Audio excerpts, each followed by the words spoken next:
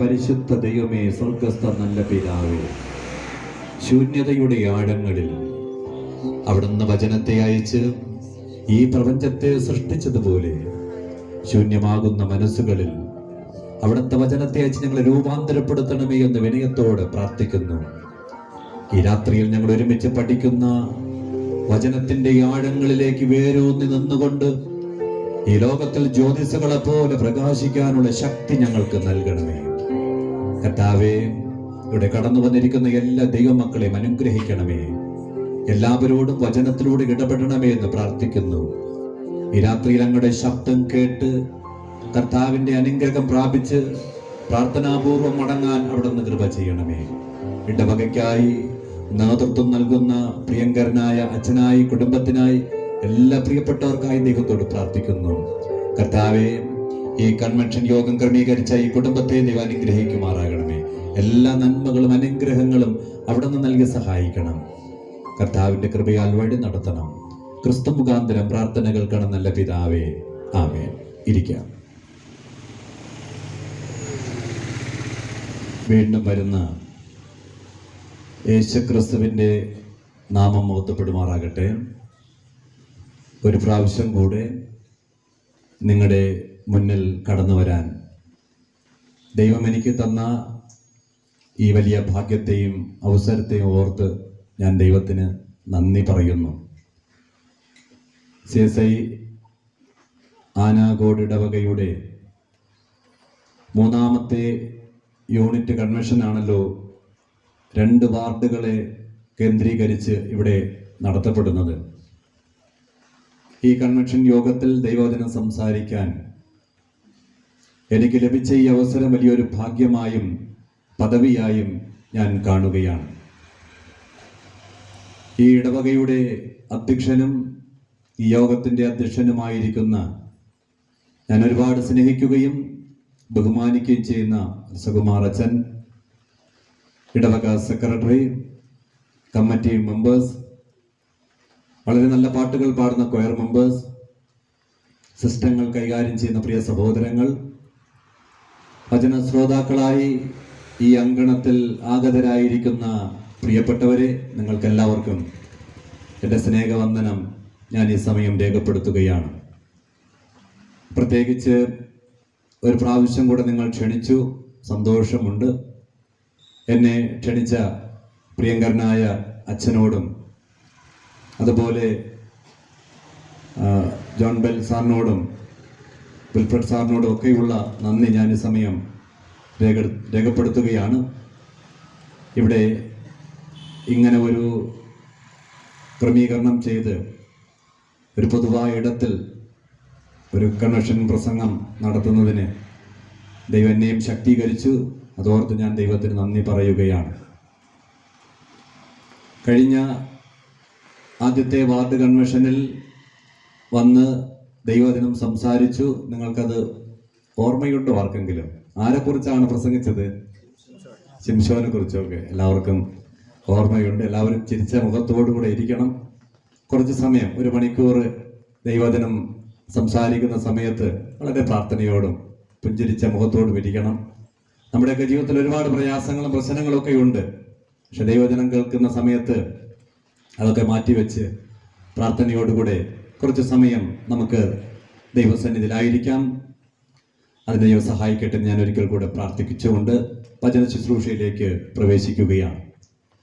ഇന്ന് നമ്മളിവിടെ വായിച്ചു കേട്ടാം വിശുദ്ധ മർക്കോസ് എഴുതിയ സുവിശേഷം 5-ാം അധ്യായം 25 മുതൽ 34 വരെയുള്ള വാക്യങ്ങളിൽ നിന്നുകൊണ്ട് ചില ചിന്തകളാണ് നിങ്ങളോട് പങ്കുവയ്ക്കാൻ ഞാൻ ആഗ്രഹിക്കുന്നത്. രോഗമെന്ന് പറയുന്നത് മനുഷ്യ ജീവിതത്തെ കാർന്നു തിന്നുകൊണ്ടിരിക്കുന്ന വല്ലാത്തൊരു കാലത്താണ് നമ്മളൊക്കെ ജീവിക്കുന്നത്. പുതിയ പുതിയ രോഗങ്ങൾ ഇങ്ങനെ മനുഷ്യനെ കടന്നാക്രമിച്ചു കൊണ്ടിരിക്കുകയാണ്. എല്ലാവർക്കും രോഗമാണ്, അല്ലേ? എല്ലാവർക്കും രോഗമാണ്. അപ്പന് രോഗം, അമ്മയ്ക്ക് രോഗം, ഭാര്യയ്ക്ക് രോഗം, ഭർത്താവിന് രോഗം, മക്കൾക്ക് രോഗം, മരുമക്കൾക്ക് രോഗം, കൊച്ചുമക്കൾക്ക് രോഗം, അല്ലേ? എല്ലാവരും രോഗികളായി ജീവിക്കുന്ന ഒരു കാലഘട്ടത്തിലാണ് നമ്മൾ ജീവിക്കുന്നത്. ഇനി ആർക്കെങ്കിലും പറയാൻ കഴിയുമോ എനിക്കൊരു രോഗവുമില്ല എന്ന്? എനിക്കൊരു രോഗവുമില്ല എന്ന് ആരെങ്കിലും പറയുന്നു എങ്കിൽ അത് തന്നെ ഒരു രോഗമാണ്. അതുകൊണ്ട് എല്ലാ മനുഷ്യരും ഈ ലോകത്ത് രോഗികളായി ജീവിക്കുന്ന ഒരു കാലഘട്ടത്തിലാണ് നമ്മളൊക്കെ കടന്നു പോകുന്നത്. നോക്കൂ, രോഗം ഒരു മനുഷ്യനെ സന്ദർശിക്കുന്നത് മൂന്ന് രീതിയിലാണ്. ഒന്ന്, നമുക്കൊരു രോഗം വന്നു, നമ്മൾ ഉടനെ 2 ദിവസം നോക്കും, അല്ലേ? സുഖമായില്ലെങ്കിൽ എവിടെ പോകും? ആശുപത്രിയിൽ പോകും, മരുന്ന് വാങ്ങും, മരുന്ന് കഴിക്കും, സുഖമാകും, അല്ലേ? ഇതാണ് ആദ്യത്തെ ഘട്ടം. രണ്ടാമതൊരു ഘട്ടമുണ്ട്. രണ്ടാമത്തെ ഘട്ടം എന്ന് പറയുന്നത്, നമുക്കൊരു രോഗം വന്നു, നമ്മൾ ആശുപത്രിയിൽ പോകുന്നു, ചികിത്സ തേടുന്നു, നമുക്ക് എത്ര മരുന്ന് കഴിഞ്ഞിട്ടും സൗഖ്യം വരുന്നില്ല, മരണം വരെ രോഗിയായി ജീവിക്കുകയാണ്. മരണം വരെ നമ്മൾ രോഗിയായി ജീവിക്കുന്നു എന്നതാണ് രണ്ടാമത്തെ ഘട്ടം. ഇനി മൂന്നാമതൊരു ഘട്ടം കൂടെയുണ്ട്. നമുക്കൊരു രോഗം വന്നു, നമ്മൾ ആശുപത്രിയിൽ പോകുന്നു, രോഗം എന്ന ഒറ്റ കാരണത്താൽ ഈ ലോകം വിട്ട് തന്നെ നമ്മൾ എടുക്കപ്പെടുന്നു, മരണപ്പെട്ടു പോകുന്നു. ഇത് മൂന്നാമത്തെ ഘട്ടമാണ്. ഇങ്ങനെ 3 രീതിയിലാണ് മനുഷ്യനെ രോഗം ബാധിക്കുന്ന ഒരു സാഹചര്യം എന്ന് പറയുന്നത്. ഈ ഒരു പശ്ചാത്തലത്തിൽ നിന്നുകൊണ്ടാണ് ഇന്ന് നമ്മൾ വായിച്ച വേദ ഭാഗത്തിൽ നിന്നുകൊണ്ട് നിങ്ങളോട് പറയാൻ ഞാൻ ആഗ്രഹിക്കുന്നത്. ഇവിടെ രക്തസ്രവം ബാധിച്ച ഒരു സ്ത്രീയെയാണ് നമ്മൾ വായിക്കുന്നത്. നോക്കൂ, ഈ രക്തസ്രവം ബാധിച്ച സ്ത്രീയെ കുറിച്ച് വേദപുസ്തകം പഠിപ്പിക്കുന്നു. എത്ര വർഷമാണ്? 12 വർഷം, അല്ലേ? 12 വർഷം ഈ ഒരു അവസ്ഥയിൽ ഈ സ്ത്രീ തുടരുകയാണ്. അതുകൊണ്ട് തന്നെ അവൾ എല്ലാ വൈദ്യന്മാരുടെ അടുക്കലും പോയി. മാത്രമല്ല, അവളുടെ സമ്പത്ത് മുഴുവനും ഇതിലേക്ക് വേണ്ടി അവൾ ചെലവഴിച്ചു. എന്നിട്ടും അവൾക്ക് ഭേദം വന്നില്ല, സൗഖ്യം വന്നില്ല എന്നാണ് വേദപുസ്തകം പഠിപ്പിക്കുന്നത്. ഇംഗ്ലീഷ് ബൈബിളിൽ ഇങ്ങനെയാണ് രേഖപ്പെടുത്തിയിരിക്കുന്നത്, കണ്ടിന്യൂസ് ബ്ലീഡിംഗ് എന്നാണ്. തുടർച്ചയായ രക്തസ്രവം അല്ലെങ്കിൽ ബ്ലീഡിംഗ് എന്ന് പറയുന്നത് ഒരു രോഗമല്ല. അത് സ്ത്രീ സമൂഹത്തിന് ദൈവം നൽകിയിരിക്കുന്ന പ്രകൃതിദത്തമായ ഒരു അനുഗ്രഹമാണ്. നോക്കൂ, ഇവിടെ ഈ സ്ത്രീയെ സമൂഹം 3 രീതിയിൽ കണ്ടിരുന്നു എന്നാണ് നമ്മൾ ചരിത്രം പഠിക്കുമ്പോൾ മനസ്സിലാക്കാൻ കഴിയുന്നത്. എത്ര രീതിയിലാണ്? 3 രീതിയിലാണ്. നമ്പർ 1, ഈ സ്ത്രീയെ അന്നത്തെ സമൂഹം കണ്ടിരുന്നത് രോഗിയായിട്ടാണ്. ഇതൊരു രോഗമല്ല. ലേവ്യ പുസ്തകം നമ്മൾ വായിക്കുമ്പോൾ ഇതൊരു രോഗമല്ല. പക്ഷേ ഈ സ്ത്രീയെ സമൂഹം രോഗിയായി കണ്ടു. എന്താ കാര്യമെന്നറിയാമോ? 4 ദിവസമല്ല, 40 ദിവസമല്ല, 400 ദിവസമല്ല, ഏറെക്കുറെ 4000 ദിവസത്തോളം. ശ്രദ്ധിക്കണമേ, ഏറെക്കുറെ 4000 ദിവസത്തോളം ഈ സ്ത്രീ ഈ ഒരു അവസ്ഥയിൽ തുടരുന്നത് കൊണ്ട് സമൂഹം ഈ സ്ത്രീയെ രോഗിയെന്ന് കാണുകയും അവളെ രോഗിയായി ചിത്രീകരിച്ച് സമൂഹത്തിൽ മാറ്റി നിർത്തി എന്നതാണ് നമ്മൾ വായിക്കുന്നത്. നോക്കൂ, ഈ സ്ത്രീയെ സമൂഹം രോഗിയായി കണ്ടു എന്നതാണ് ഒന്നാമത്തെ കാര്യം. നമ്പർ 2, ഈ സ്ത്രീയെ സമൂഹം അശുദ്ധയായി കണ്ടു എന്നതാണ്. ലേവ്യ പുസ്തകം 19-ാം അധ്യായം നമ്മൾ വായിക്കുമ്പോൾ അതിന്റെ പശ്ചാത്തലത്തിൽ ഞാൻ നിങ്ങളോട് പറയട്ടെ, ഈ സ്ത്രീയെ സമൂഹം അശുദ്ധയായി കണ്ടു എന്നതാണ്. നിങ്ങളൊക്കെ കസേരയിൽ ഇരിക്കുന്നവരുണ്ട്, അല്ലാതെ സ്റ്റെപ്പിൽ ഇരിക്കുന്നവരുണ്ട്. ഞാൻ നിങ്ങളോട് ചിന്തിക്കാൻ വേണ്ടി പറയുകയാണ്. നമ്മൾ ചിന്തിക്കുന്ന ഈ കഥാപാത്രമായ രക്തസ്രവക്കാരിയായ സ്ത്രീ ഒരു ഇരിപ്പിടത്തിൽ ഇരുന്നു എന്ന് വിചാരിക്കുക. നിങ്ങൾ ഇരിക്കുമ്പോൾ ഒരു കസേരയിൽ ഇരുന്നു എന്ന് വിചാരിക്കുക. കസേരയിൽ ഇരുന്നിട്ട് ഈ സ്ത്രീ എഴുന്നേറ്റ് പോകുമ്പോൾ അബദ്ധത്തിൽ ആരെങ്കിലും ഈ കസേരയിൽ ചെന്ന് തൊടുകയാണെങ്കിൽ ആ തൊടുന്നത് ആണാണെങ്കിലും പെണ്ണാണെങ്കിലും അശുദ്ധനാണ്. ഉടനെ ചെന്ന് കുളിക്കണം, ഇട്ടിരിക്കുന്ന വസ്ത്രം അലക്കണം, വൈകുന്നേരം വരെ അശുദ്ധയായിരിക്കണം. ഇതാണ് പ്രമാണം. സ്ത്രീയെ തൊട്ടതുകൊണ്ടല്ല, സ്ത്രീ ഇരുന്ന ഇരിപ്പിടത്തെ തൊട്ടതുകൊണ്ടാണ്. ഇനി ഈ സ്ത്രീ ഒരു കട്ടിലിൽ ചെന്ന് കിടന്നു എന്നിരിക്കട്ടെ, കൂടെ ഒരു പുരുഷനും കിടന്നു എന്നിരിക്കട്ടെ. അങ്ങനെ സംഭവിച്ചാൽ കൂടെ കിടക്കുന്ന പുരുഷൻ അവൻ 7 ദിവസം അശുദ്ധനായിരിക്കണം. അവൻ പാളയത്തിന് പുറത്തായിരിക്കണം. അവന് 4 ആൾ കൂടുന്ന ജനത്തിന്റെ മധ്യത്തിൽ വരാൻ കഴിയില്ല. 4 പേർ കൂടുന്ന ഒരു ഫംഗ്ഷന് പങ്കെടുക്കാൻ കഴിയില്ല. അങ്ങനെ അശുദ്ധനായി അവൻ പാളയത്തിന് പുറത്ത് താമസിക്കണം. ഇതാ വ്യവസ്ഥ. ആലോചിച്ച് നോക്കൂ, ഒരു ജീവിതത്തിന്റെ അവസ്ഥയിൽ നിൽക്കുന്ന ഒരു സ്ത്രീയെ സമൂഹം ചിത്രീകരിക്കുന്ന രീതികളാണ്. വേദപുസ്തകത്തിൽ, ലേവ്യ പുസ്തകം ഇതൊക്കെ പഠിപ്പിക്കുന്നുണ്ട്. ഒരു രോഗത്തിന്റെ അല്ലെങ്കിൽ ഒരു അവസ്ഥയുടെ പേരിൽ സമൂഹം ഈ സ്ത്രീയെ അശുദ്ധയായി കണ്ടു എന്നതാണ്. ഇനി മറ്റൊരു വിഭാഗത്തെ കൂടെ അശുദ്ധരായി കാണുന്നത് നമ്മൾ വേദപുസ്തകത്തിൽ വായിക്കുന്നുണ്ട്. ആരാണെന്നറിയാമോ? ഒരു രോഗത്തിന്റെ പേരിൽ അശുദ്ധരായി കാണുന്ന ഒരു വിഭാഗം കൂടെയുണ്ട്.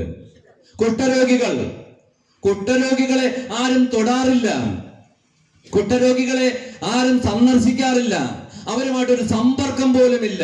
നോക്കൂ, ഒരു കുഷ്ഠരോഗി അന്നത്തെ കാലത്ത്, ഇന്നത്തെ കാലത്തല്ല, അന്നത്തെ കാലത്ത് ഈ റോഡിലൂടെ ഇങ്ങനെ നടന്നു പോകുന്നു എന്ന് വിചാരിക്കുക. ഒരു കുഷ്ഠരോഗി ഈ റോഡിലൂടെ ഇങ്ങനെ നടന്നു പോവുകയാണ്. അങ്ങനെ ഒരു കുഷ്ഠരോഗി ഒരു വഴിയിലൂടെ നടന്നു പോകേണ്ടി വന്നാൽ അവൻ എന്ത് പറഞ്ഞോട്ട് പോകണമെന്ന് അറിയാമോ? അശുദ്ധൻ വരുന്നു, അശുദ്ധൻ വരുന്നു, അശുദ്ധൻ വരുന്നു എന്ന് പറഞ്ഞുകൊണ്ട് നടക്കണം. അങ്ങനെ പറഞ്ഞുകൊണ്ട് നടക്കുമ്പോൾ എതിരെ വരുന്നവൻ വിചാരിക്കണം, ഇതാ ഒരു കുഷ്ഠരോഗി വരുന്നു എന്ന് പറഞ്ഞ് അവൻ വഴിമാറി നിൽക്കും. അല്ലെങ്കിൽ ഇങ്ങനെ എതിരെ വരുന്ന ഒരു മനുഷ്യനെ കണ്ടാൽ കുഷ്ഠരോഗി അവൻ ദൂരത്ത് മാറി നിൽക്കണം. ഇതാണ് വ്യവസ്ഥ. ആലോചിച്ച് നോക്കൂ.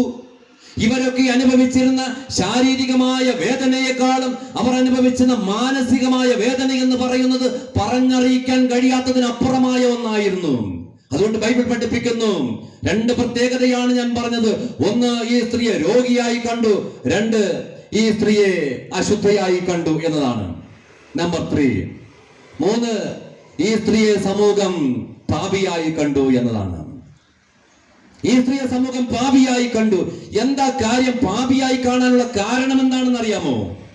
ഞാൻ നേരത്തെ പറഞ്ഞു, 4 ദിവസമല്ല, 40 ദിവസമല്ല, 400 ദിവസമല്ല, 4000 ദിവസത്തോളം ഈ സ്ത്രീ ഈ ഒരു അവസ്ഥയിൽ തുടരുകയാണ്. അതുകൊണ്ടാ സമൂഹം ഈ സ്ത്രീയെ പാപിയായി കണ്ടത്. കാരണം ഇവൾ ഏതോ ഒരു തെറ്റു ചെയ്തു, പാപം ചെയ്തു. അതുകൊണ്ടാണ് ഈ ഒരു അവസ്ഥ ഉണ്ടായത് എന്ന് അന്നത്തെ സമൂഹം ചിന്തിച്ചു. സുവിശേഷത്തിൽ നമ്മളൊരു ഭാഗം വായിക്കുന്നുണ്ട്. ഒരു മനുഷ്യനെ, അന്ധനായ ഒരു മനുഷ്യനെ, കുരുടനായ ഒരു മനുഷ്യനെ യേശുവിന്റെ അടുക്കലേക്ക് കൊണ്ടുവരികയാണ്. യേശുവിന്റെ അടുക്കലേക്ക് കൊണ്ടുവരുമ്പോൾ കർത്താവിന്റെ ചുറ്റിലും നിൽക്കുന്ന ചിലര് യേശുവിനോട് ഒരു ചോദ്യം ചോദിച്ചു. എന്താണെന്ന് അറിയാമോ? കർത്താവേ, ഇവൻ കുരുടനായി പിറക്കാൻ കാരണം ഇവന്റെ അപ്പനാണോ പാപം ചെയ്തത്, ഇവന്റെ അമ്മയാണോ പാപം ചെയ്തത്, ഇനി ഇവനാണോ പാപം ചെയ്തത്? അല്ലേ? വായിച്ചിട്ടുണ്ടോ ആ ഭാഗം? യേശു പറഞ്ഞ മറുപടി ഇങ്ങനെയാണ്: ഇവൻ കുരുടനായി പിറക്കാൻ ഇവൻ പാപം ചെയ്തില്ല, ഇവന്റെ അപ്പനും പാപം ചെയ്തില്ല, ഇവന്റെ അമ്മയും പാപം ചെയ്തില്ല, പിന്നെയോ ദൈവത്തിന്റെ നാമം മഹത്വപ്പെടുന്നതിന് വേണ്ടിയാ. നോക്കൂ, അങ്ങനെ ഒരു പാരമ്പര്യം ഉണ്ടായിരുന്നു. ആരൊക്കെയോ ചെയ്യുന്ന പാപത്തിന്റെ പരിണിത ഫലമാണ് ഇങ്ങനെ രോഗിയായി തീരുന്നത് എന്ന്. അതിന് 2 വാദങ്ങൾ വേദപുസ്തകത്തിലൊക്കെ നമ്മൾ കാണുന്നുണ്ട്. അപ്പൻ പച്ച മുന്തിരിങ്ങ കഴിച്ചാൽ മകന്റെ പല്ല് പുളിക്കുമോ എന്നൊക്കെ ചോദിക്കുന്ന ചോദ്യമുണ്ട്. ആവർത്തന പുസ്തകത്തിന്റെ അടിസ്ഥാനത്തിൽ ചിന്തിച്ചാൽ 7 തലമുറ വരെ ദൈവം സന്ദർശിക്കും എന്നും രേഖപ്പെടുത്തിയിട്ടുണ്ട്. അതൊന്നും ഞാൻ വ്യാഖ്യാനിക്കുന്നില്ല. നോക്കൂ, അതുകൊണ്ട് തന്നെ ചില പാരമ്പര്യങ്ങളുടെ അടിസ്ഥാനത്തിൽ ഈ പാവപ്പെട്ട സ്ത്രീയെ പാപിയായി കണ്ടു എന്നതാണ്. മറ്റുള്ളവരെ പാപിയായി കാണുക എന്ന് പറയുന്നത് ഇന്ന് മനുഷ്യർക്ക് ഭയങ്കര ഇഷ്ടമുള്ള കാര്യമാണ്, അല്ലേ?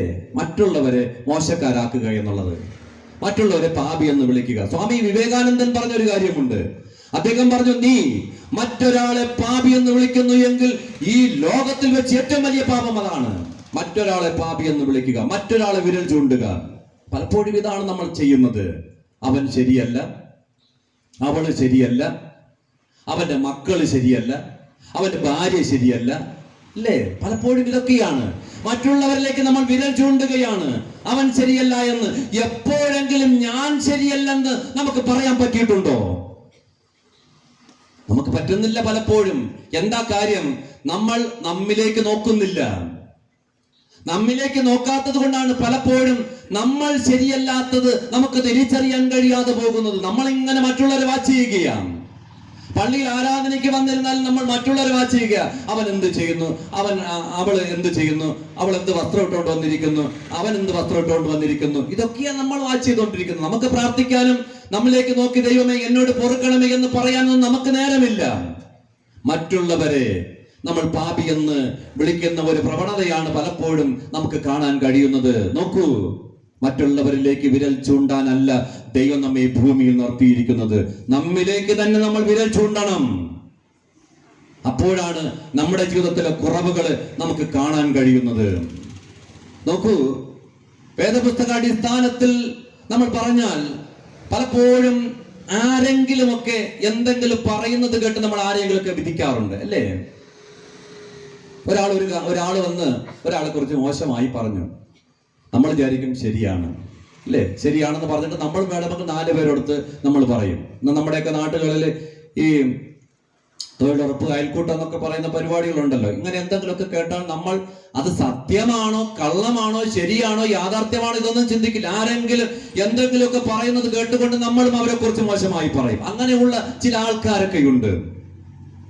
പണ്ടത്തെ ഒരു പാട്ടുണ്ട്, നിങ്ങൾ കേട്ടിട്ടുണ്ടോ? എല്ലാരും ചൊല്ലാണ്, കേട്ടിട്ടുണ്ടോ?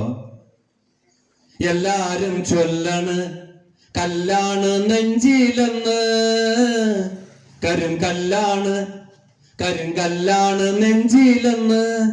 നെഞ്ചിനകത്ത് എന്താ? കല്ല്. എങ്ങനത്തെ കല്ല? കരിങ്കല്ലാണ്. ആരാ പറയുന്നത്? എല്ലാരും പറയുകയാ, അല്ലേ? എല്ലാരും ചൊല്ലുന്നു. എന്തായിരിക്കുന്നത്? കല്ലിരിക്കുന്നത് കരിങ്കല്ലാണ് ഇരിക്കുന്നതെന്ന്. അപ്പൊ എല്ലാരും പറഞ്ഞപ്പോ ഇവനൊരു സംശയം, ചേടാ ഇനി കല്ലാണോ? എല്ലാരും പറയുകയല്ലേ, അല്ലേ? എല്ലാരും പറയുകയാ, ഇനി കല്ലാണോ എന്നവനൊരു സംശയം. പക്ഷെ അവൻ വിശ്വസിച്ചില്ല. എങ്കിൽ പിന്നെ ഒന്ന് അറിയണമല്ലോ. ഞാനൊന്നു തൊട്ടപ്പോൾ നീലക്കരിമ്പിന്റെ തുണ്ടാണ് കണ്ടതയ്യ. എന്താ കണ്ടത്? നീലക്കരിമ്പിന്റെ തുണ്ടാണ് കണ്ടത്. ചക്കര തുണ്ടാണ് കണ്ടതയ്യ. എല്ലാരും പറഞ്ഞ എന്തായിരിക്കുന്നെന്ന്? കല്ലിരിക്കുന്നെന്നാ പറഞ്ഞത്, അല്ലേ? എല്ലാരും പറഞ്ഞു നെഞ്ചിനകത്ത് കല്ലായിരിക്കുന്നത്. പക്ഷെ ഞാനൊന്ന് തൊട്ടപ്പോൾ കല്ലും കണ്ടില്ല, കരിങ്കല്ലും കണ്ടില്ല. പിന്നെ എന്താ കണ്ടത്? കരിമ്പിന്റെ തുണ്ടാ കണ്ടത്. നാടാകെ ചൊല്ലാണ്, നാട്ടാരും ചൊല്ലാണ്, കാടാണ് കരളിലെന്ന്. കരളിനകത്ത് എന്താ? കാട്. ആരാ പറയുന്നത്? നാടാകെ ചൊല്ലുകയാ, അല്ലേ? നാട്ടുകാരെല്ലാരും പറയുകയാ കാടാണ് കരളിനകത്ത്. അപ്പൊ ഈ മനുഷ്യന് തോന്നി, ചേടാ ഇനി കാടാണോ കരളിനകത്ത് ഇരിക്കുന്നത്? അപ്പൊ അവൻ വിചാരിച്ചു, ചേടാ എന്നാ ഇതൊന്ന് നോക്കണമല്ലോ. ഞാനൊന്നു കേറിയപ്പോൾ നീലക്കുയിലിന്റെ കൂടാണ് കണ്ടതയ്യ. എന്താ കണ്ടത്? ഒരു കൂടാണ്, കുഞ്ഞിക്കൂടാണ് കണ്ടത്. ഇതാ ലോകമെന്ന് പറയുന്ന ആൾക്കാർ പലതും പറയും. അവിടെ കല്ലിരിക്കുന്നു, ഇവിടെ കാടാണെന്ന്. തൊടുമ്പോ കല്ലും കാണൂല, കാടും കാണൂല. യാഥാർത്ഥ്യങ്ങളെ തിരിച്ചറിഞ്ഞുകൊണ്ടൊക്കെ നമ്മൾ ജീവിക്കുമ്പോൾ ചില സത്യങ്ങളെയൊക്കെ ചിലപ്പോൾ നമുക്ക് മനസ്സിലാക്കാൻ പറ്റുന്ന, ചിലപ്പോൾ വൈകിപ്പോകും കേട്ടോ. നമ്മൾ 4 പേർക്ക് പറഞ്ഞതിന് ശേഷമായിരിക്കും സത്യം എന്താണെന്ന് നമ്മൾ ബോധ്യപ്പെടുന്നത്. അതുകൊണ്ട് ആരെക്കുറിച്ചും മോശമായി പറയാൻ നമുക്ക് ഒരു അനുവാദവും തമ്പുരാൻ തന്നിട്ടില്ല. നമ്മളെക്കുറിച്ച് തന്നെ നമുക്ക് ദൈവത്തിന്റെ സന്നിധിയിൽ അനുതാപത്തോടെ പ്രാർത്ഥിക്കാൻ കഴിയണം. മറ്റുള്ളവരെ പാപി എന്ന് വിളിക്കുകയല്ല. യേശു പറഞ്ഞ ഒരു ഉദാഹരണം ഞാൻ ഓർമ്മപ്പെടുത്തുകയാണ്. യേശുവിന്റെ അടുക്കൽ വ്യഭിചാര കുറ്റത്തിൽ പിടിച്ച ഒരു സ്ത്രീയെ കൊണ്ട് നിർത്തിയിരിക്കുകയാണ്. വായിച്ചിട്ടുണ്ട് ആ ഭാഗം? വ്യഭിചാര കുറ്റത്തിൽ പിടിച്ച സ്ത്രീയെ. അപ്പോ ഈ സ്ത്രീയെ കൊണ്ട് നിർത്തിയിട്ട് കല്ല് ഉണ്ടല്ലേ കയ്യില്. എന്തിനാ? കർത്താവ് എറിയാൻ പറയും, ഉടനെ എറിയണം. അതാണ് ലക്ഷ്യം. കല്ലും വെച്ചുകൊണ്ട് ഇങ്ങനെ നിൽക്കുകയാണ്. എന്നിട്ട് ഈ കല്ലും കൊണ്ട് വെച്ചുകൊണ്ട് നിൽക്കുന്ന ആൾക്കാർ യേശുവിന് ന്യായപ്രമാണം പഠിപ്പിക്കുകയാണ്. കർത്താവിന് അറിഞ്ഞുകൂടല്ലോ ന്യായപ്രമാണം എന്താണെന്ന്. അതുകൊണ്ട് ഇനി ഇവര് പഠിപ്പിച്ചിട്ട് വേണം കർത്താവിന് ന്യായപ്രമാണം എന്താണെന്ന് അറിയാൻ. ഇവര് പറയുക, കർത്താവേ, ഒരു സ്ത്രീയെ വ്യഭിചാര കുറ്റത്തിൽ പിടിച്ചാൽ അവളെ കല്ലെറിഞ്ഞു കൊല്ലണം, അല്ലേ? കല്ലെറിഞ്ഞു കൊല്ലണം. ആരുടെ കൽപ്പന അനുസരിച്ച്? ന്യായപ്രമാണം അനുസരിച്ച്, മോശയുടെ ന്യായപ്രമാണം അനുസരിച്ച് കല്ലെറിഞ്ഞു കൊല്ലണം. എന്നിട്ട് കർത്താവിനോട് ചോദിക്കുകയാണ്, നീ എന്ത് പറയുന്നു? അല്ലേ? നീ എന്താ പറയുന്നത്? കർത്താവ് എറിയാൻ പറഞ്ഞോ, എറിയണ്ടെന്ന് പറഞ്ഞോ? പാവമില്ലാത്തവർ അവളെ കല്ലെറിയട്ടെ എന്നാണ് പറഞ്ഞത്. അതിനിടയിൽ ഒരു വാക്കില്ലേ? അതാണ് അണ്ടർലൈൻ ചെയ്യേണ്ട പദം. കല്ലെറിയട്ടെ എന്ന് പറഞ്ഞിട്ടുണ്ടെങ്കിൽ ഈ എല്ലാ ആൾക്കാരും കല്ലെറിയുമായിരുന്നു. ആദ്യം എറിയട്ടെ എന്ന് പറഞ്ഞപ്പോഴാണ് നിന്നത്. ആദ്യം അറിയട്ടെ, നിങ്ങളിൽ പാപമില്ലാത്തവർ ഇവിടെ ഒന്നാമത് കല്ലെറിയട്ടെ എന്ന് പറഞ്ഞപ്പോഴാ ഇങ്ങനെ നിന്ന ആൾക്കാരൊക്കെ കൈതാത്തു വെച്ചത്. കല്ലെറിയട്ടെ എന്ന് പറഞ്ഞിരുന്നെങ്കിൽ എറിഞ്ഞേനെ. ഒന്നാമത് കല്ലെറിയട്ടെ എന്ന് പറയുന്നതിന് 3 വ്യാഖ്യാനമുണ്ട്. ഒന്നാമത് കല്ലെറിയട്ടെ എന്ന് പറയുന്നതിന് എത്ര വ്യാഖ്യാനമുണ്ട്? 3 വ്യാഖ്യാനം. യേശു 3 പ്രാവശ്യം പറഞ്ഞു എന്നല്ല, വളരെ ശ്രദ്ധിച്ച് കേൾക്കണം.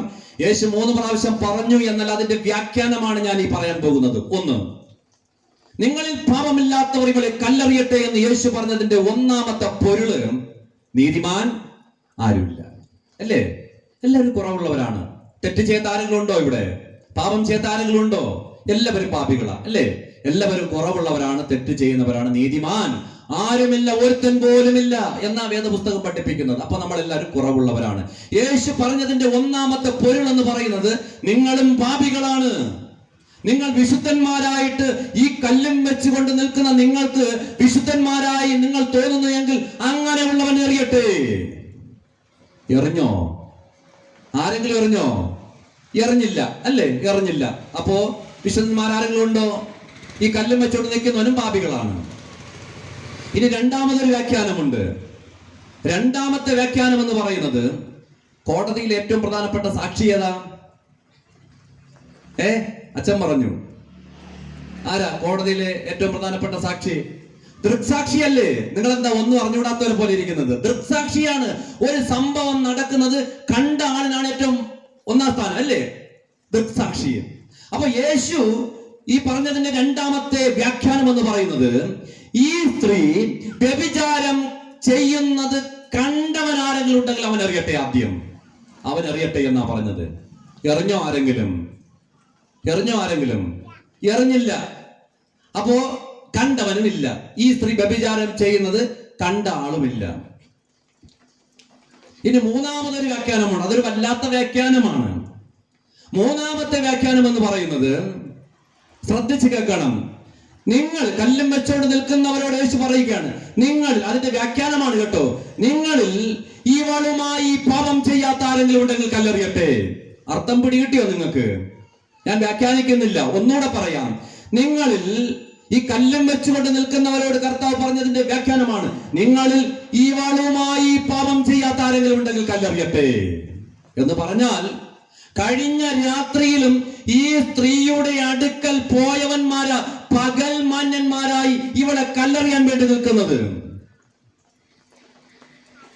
ആലോചിച്ച് നോക്കൂ ലോകത്തിന്റെ പോക്ക്. അതുകൊണ്ട് കവി വളരെ മനോഹരമായി എഴുതി വെച്ചു, രാത്രിയുടെ ലാളനയ്ക്കായി തുണ തേടി ആരൊക്കെയോ വന്നു പോയി. രാത്രിയുടെ ലാളനയ്ക്കായി തുണ തേടി ആരൊക്കെയോ വന്നു പോയി. കൂട്ടത്തിൽ ആരോ കൊടുത്തു ആ ഭ്രാന്തിക്ക് ഉദരത്തിലൊരു തുള്ളി ബീജം. കൂട്ടത്തിൽ ആരോ കൊടുത്തു ആ ഭ്രാന്തിക്ക് ഉദരത്തിലൊരു തുള്ളി ബീജം. ഇൻകുലാബിൻ മക്കളാരും അറിഞ്ഞില്ല ഉദരത്തിൽ ഈ രാസമാറ്റം. ഇൻകുലാബിൻ മക്കളാരും അറിഞ്ഞില്ല ഉദരത്തിൽ ഈ രാസമാറ്റം. ഉലകത്തിലെവിടെയും തകിടം അറിയുന്ന ഭരണത്തിലല്ലയോ നോട്ടം. ഉലകത്തിലെവിടെയും തകിടം അറിയുന്ന ഭരണത്തിലല്ലയോ നോട്ടം. പാടാൻ നേരമില്ല. നോക്കൂ, ഇവിടെ രാത്രിയുടെ ലാളനയ്ക്കായി ആരൊക്കെയോ വന്നുപോയി, എന്നിട്ട് പകൽ മാന്യന്മാരായി കല്ലെറിയാൻ നിൽക്കുകയാണ്. ഇതാണ് ലോകമെന്ന് പറയുന്നത്. അതുകൊണ്ട് എന്നെ കേൾക്കുന്ന പ്രിയപ്പെട്ടവരെ, മറ്റുള്ളവരെ പാപി എന്ന് വിളിക്കുന്നവരല്ല നമ്മൾ, പിന്നെയോ സ്വയം പാപി എന്ന് വിളിക്കണം. അപ്പോസ്തലനായ പൗലോസ് പറഞ്ഞു, പാപികളിൽ ഒന്നാമനാണ് ഞാൻ, പാപികളിൽ ഒന്നാമനാണ് ഞാൻ എന്ന് അപ്പോസ്തലനായ പൗലോസ് വേദപുസ്തകത്തിൽ രേഖപ്പെടുത്തിയിരിക്കുന്നു. നോക്കൂ, ഞാൻ കൂടുതൽ വ്യാഖ്യാനിക്കുന്നില്ല. ഈ സ്ത്രീയെ സമൂഹം പാപിയായി കണ്ടു എന്നതാണ്. മൂന്ന് രീതിയിൽ ഈ സ്ത്രീയെ സമൂഹം കണ്ടു. മൂന്ന് കാര്യങ്ങളൊന്ന് ഓർമ്മിക്കാമോ? ഒന്ന്, ഈ സ്ത്രീയെ സമൂഹം രോഗിയായി കണ്ടു. രണ്ട്, ഈ സ്ത്രീയെ സമൂഹം അശുദ്ധയായി കണ്ടു. മൂന്ന്, ഈ സ്ത്രീയെ സമൂഹം പാപിയായി കണ്ടു. അശുദ്ധയായി കണ്ട, പാപിയായി കണ്ട, രോഗിയായി കണ്ട ഈ സ്ത്രീക്ക് സൗഖ്യമുണ്ടായി. ഉണ്ടായോ? ഉണ്ടായില്ലേ? അവൾക്ക് സൗഖ്യമുണ്ടായി. എങ്ങനെയാണ് ഈ സ്ത്രീക്ക് സൗഖ്യമുണ്ടായത്? എങ്ങനെയാണ് ഈ സ്ത്രീക്ക് സൗഖ്യമുണ്ടായത്? വേദപുസ്തക അടിസ്ഥാനത്തിൽ ഞാൻ നിങ്ങളോട് പറയാൻ ആഗ്രഹിക്കുന്നു. ഒന്ന്, എങ്ങനെയാണ് ഈ സ്ത്രീക്ക് സൗഖ്യമുണ്ടായതെന്ന് ചോദിച്ചാൽ, ഒന്ന്, അവൾ യേശുവിന്റെ ശബ്ദം തിരിച്ചറിഞ്ഞു എന്നതാണ്. എന്താണ്? അവൾ യേശുവിന്റെ ശബ്ദം തിരിച്ചറിഞ്ഞു എന്നതാണ്. യേശുവിന്റെ ശബ്ദം തിരിച്ചറിയുക എന്ന് പറയുന്നത് ഒരു ചെറിയ കാര്യമല്ല. നിങ്ങൾ ഈ ഭാഗം വായിച്ചപ്പോൾ ശ്രദ്ധിച്ചു കാണും. മർക്കോസ് എഴുതിയ സുവിശേഷം 5-ാം അധ്യായം 25 മുതൽ 34 വരെയാണ് ഇത് രേഖപ്പെടുത്തിയിരിക്കുന്നത്, അല്ലേ? 34 വരെയാണ്. ഇത് നിങ്ങൾ ഈ അധ്യായം വായിക്കുമ്പോൾ നിങ്ങൾക്ക് മനസ്സിലാകും, മറ്റൊരു സംഭവത്തിന്റെ ഇടയിൽ രേഖപ്പെടുത്തിയിരിക്കുന്ന ഒരു ഭാഗമാണ്, അല്ലേ? അതായത് 24 വരെ പറഞ്ഞിരിക്കുന്ന ഒരു സംഭവമുണ്ട്. അത് പകുതി പറഞ്ഞ് നിർത്തിയിട്ട് 25 മുതൽ 34 വരെ വേറൊരു സംഭവം പറഞ്ഞിട്ട് പിന്നെയാണ് 24ന്റെ തുടർച്ച 36 മുതൽ ആരംഭിക്കുന്നത്. അങ്ങനെയല്ലേ? നിങ്ങൾ വായിച്ചാൽ നിങ്ങൾക്ക് മനസ്സിലാക്കും. മറ്റൊരു സംഭവത്തിന്റെ ഇടയിൽ നടക്കുന്ന ഒരു സംഭവമാണ് ഈ സംഭവം. അതുകൊണ്ടാണ് അതിനെ ചുരുക്കമായി രേഖപ്പെടുത്തിയിരിക്കുന്നത്. നോക്കൂ, ഈ സ്ത്രീയെ ഞാൻ പറഞ്ഞല്ലോ, അവളൊരു കസേരയിരുന്നാൽ അശുദ്ധയാണ്. അവളൊരു തെരുവിൽ ഇറങ്ങാൻ പാടില്ല, അവളൊരു വഴിയിലേക്ക് ഇറങ്ങാൻ പാടില്ല. പക്ഷെ ഇവിടെ വേദപുസ്തകം പഠിപ്പിക്കുന്നു, അവൾ ഇങ്ങനെ നടന്നു പോവുകയാണ്, ഒരു വഴിയിലൂടെ നടന്നു പോവുകയാണ്. എങ്ങോട്ടാ പോയത്, എങ്ങോട്ടായിരിക്കാം പോയത് വ്യക്തമല്ല, ബൈബിളിൽ കൃത്യമായിട്ടും പറയുന്നില്ല. പക്ഷേ ഞാനൊരു വ്യാഖ്യാനം പറയുന്നതാണ്. ബൈബിളിൽ അങ്ങനെ ഇല്ല കേട്ടോ. അതുകൊണ്ട് നിങ്ങൾ അങ്ങനെ ഇല്ലല്ലോ എന്ന് നിങ്ങൾ പറയുന്നത്, അങ്ങനെ ഉണ്ടല്ലോ എന്ന് പറയുന്നത്, അതില്ലാത്തൊരു സംഭവമാണ് ഞാൻ ഈ പറയുന്നത്. അതായത് ഞാൻ വിചാരിക്കുന്നത് ഇങ്ങനെയാണ്, എന്തുകൊണ്ട് ഈ സ്ത്രീ ഈ വഴിയിലേക്ക് ഇറങ്ങി എന്ന് ചോദിച്ചാൽ, ഒരു മരണ വീടാണ്.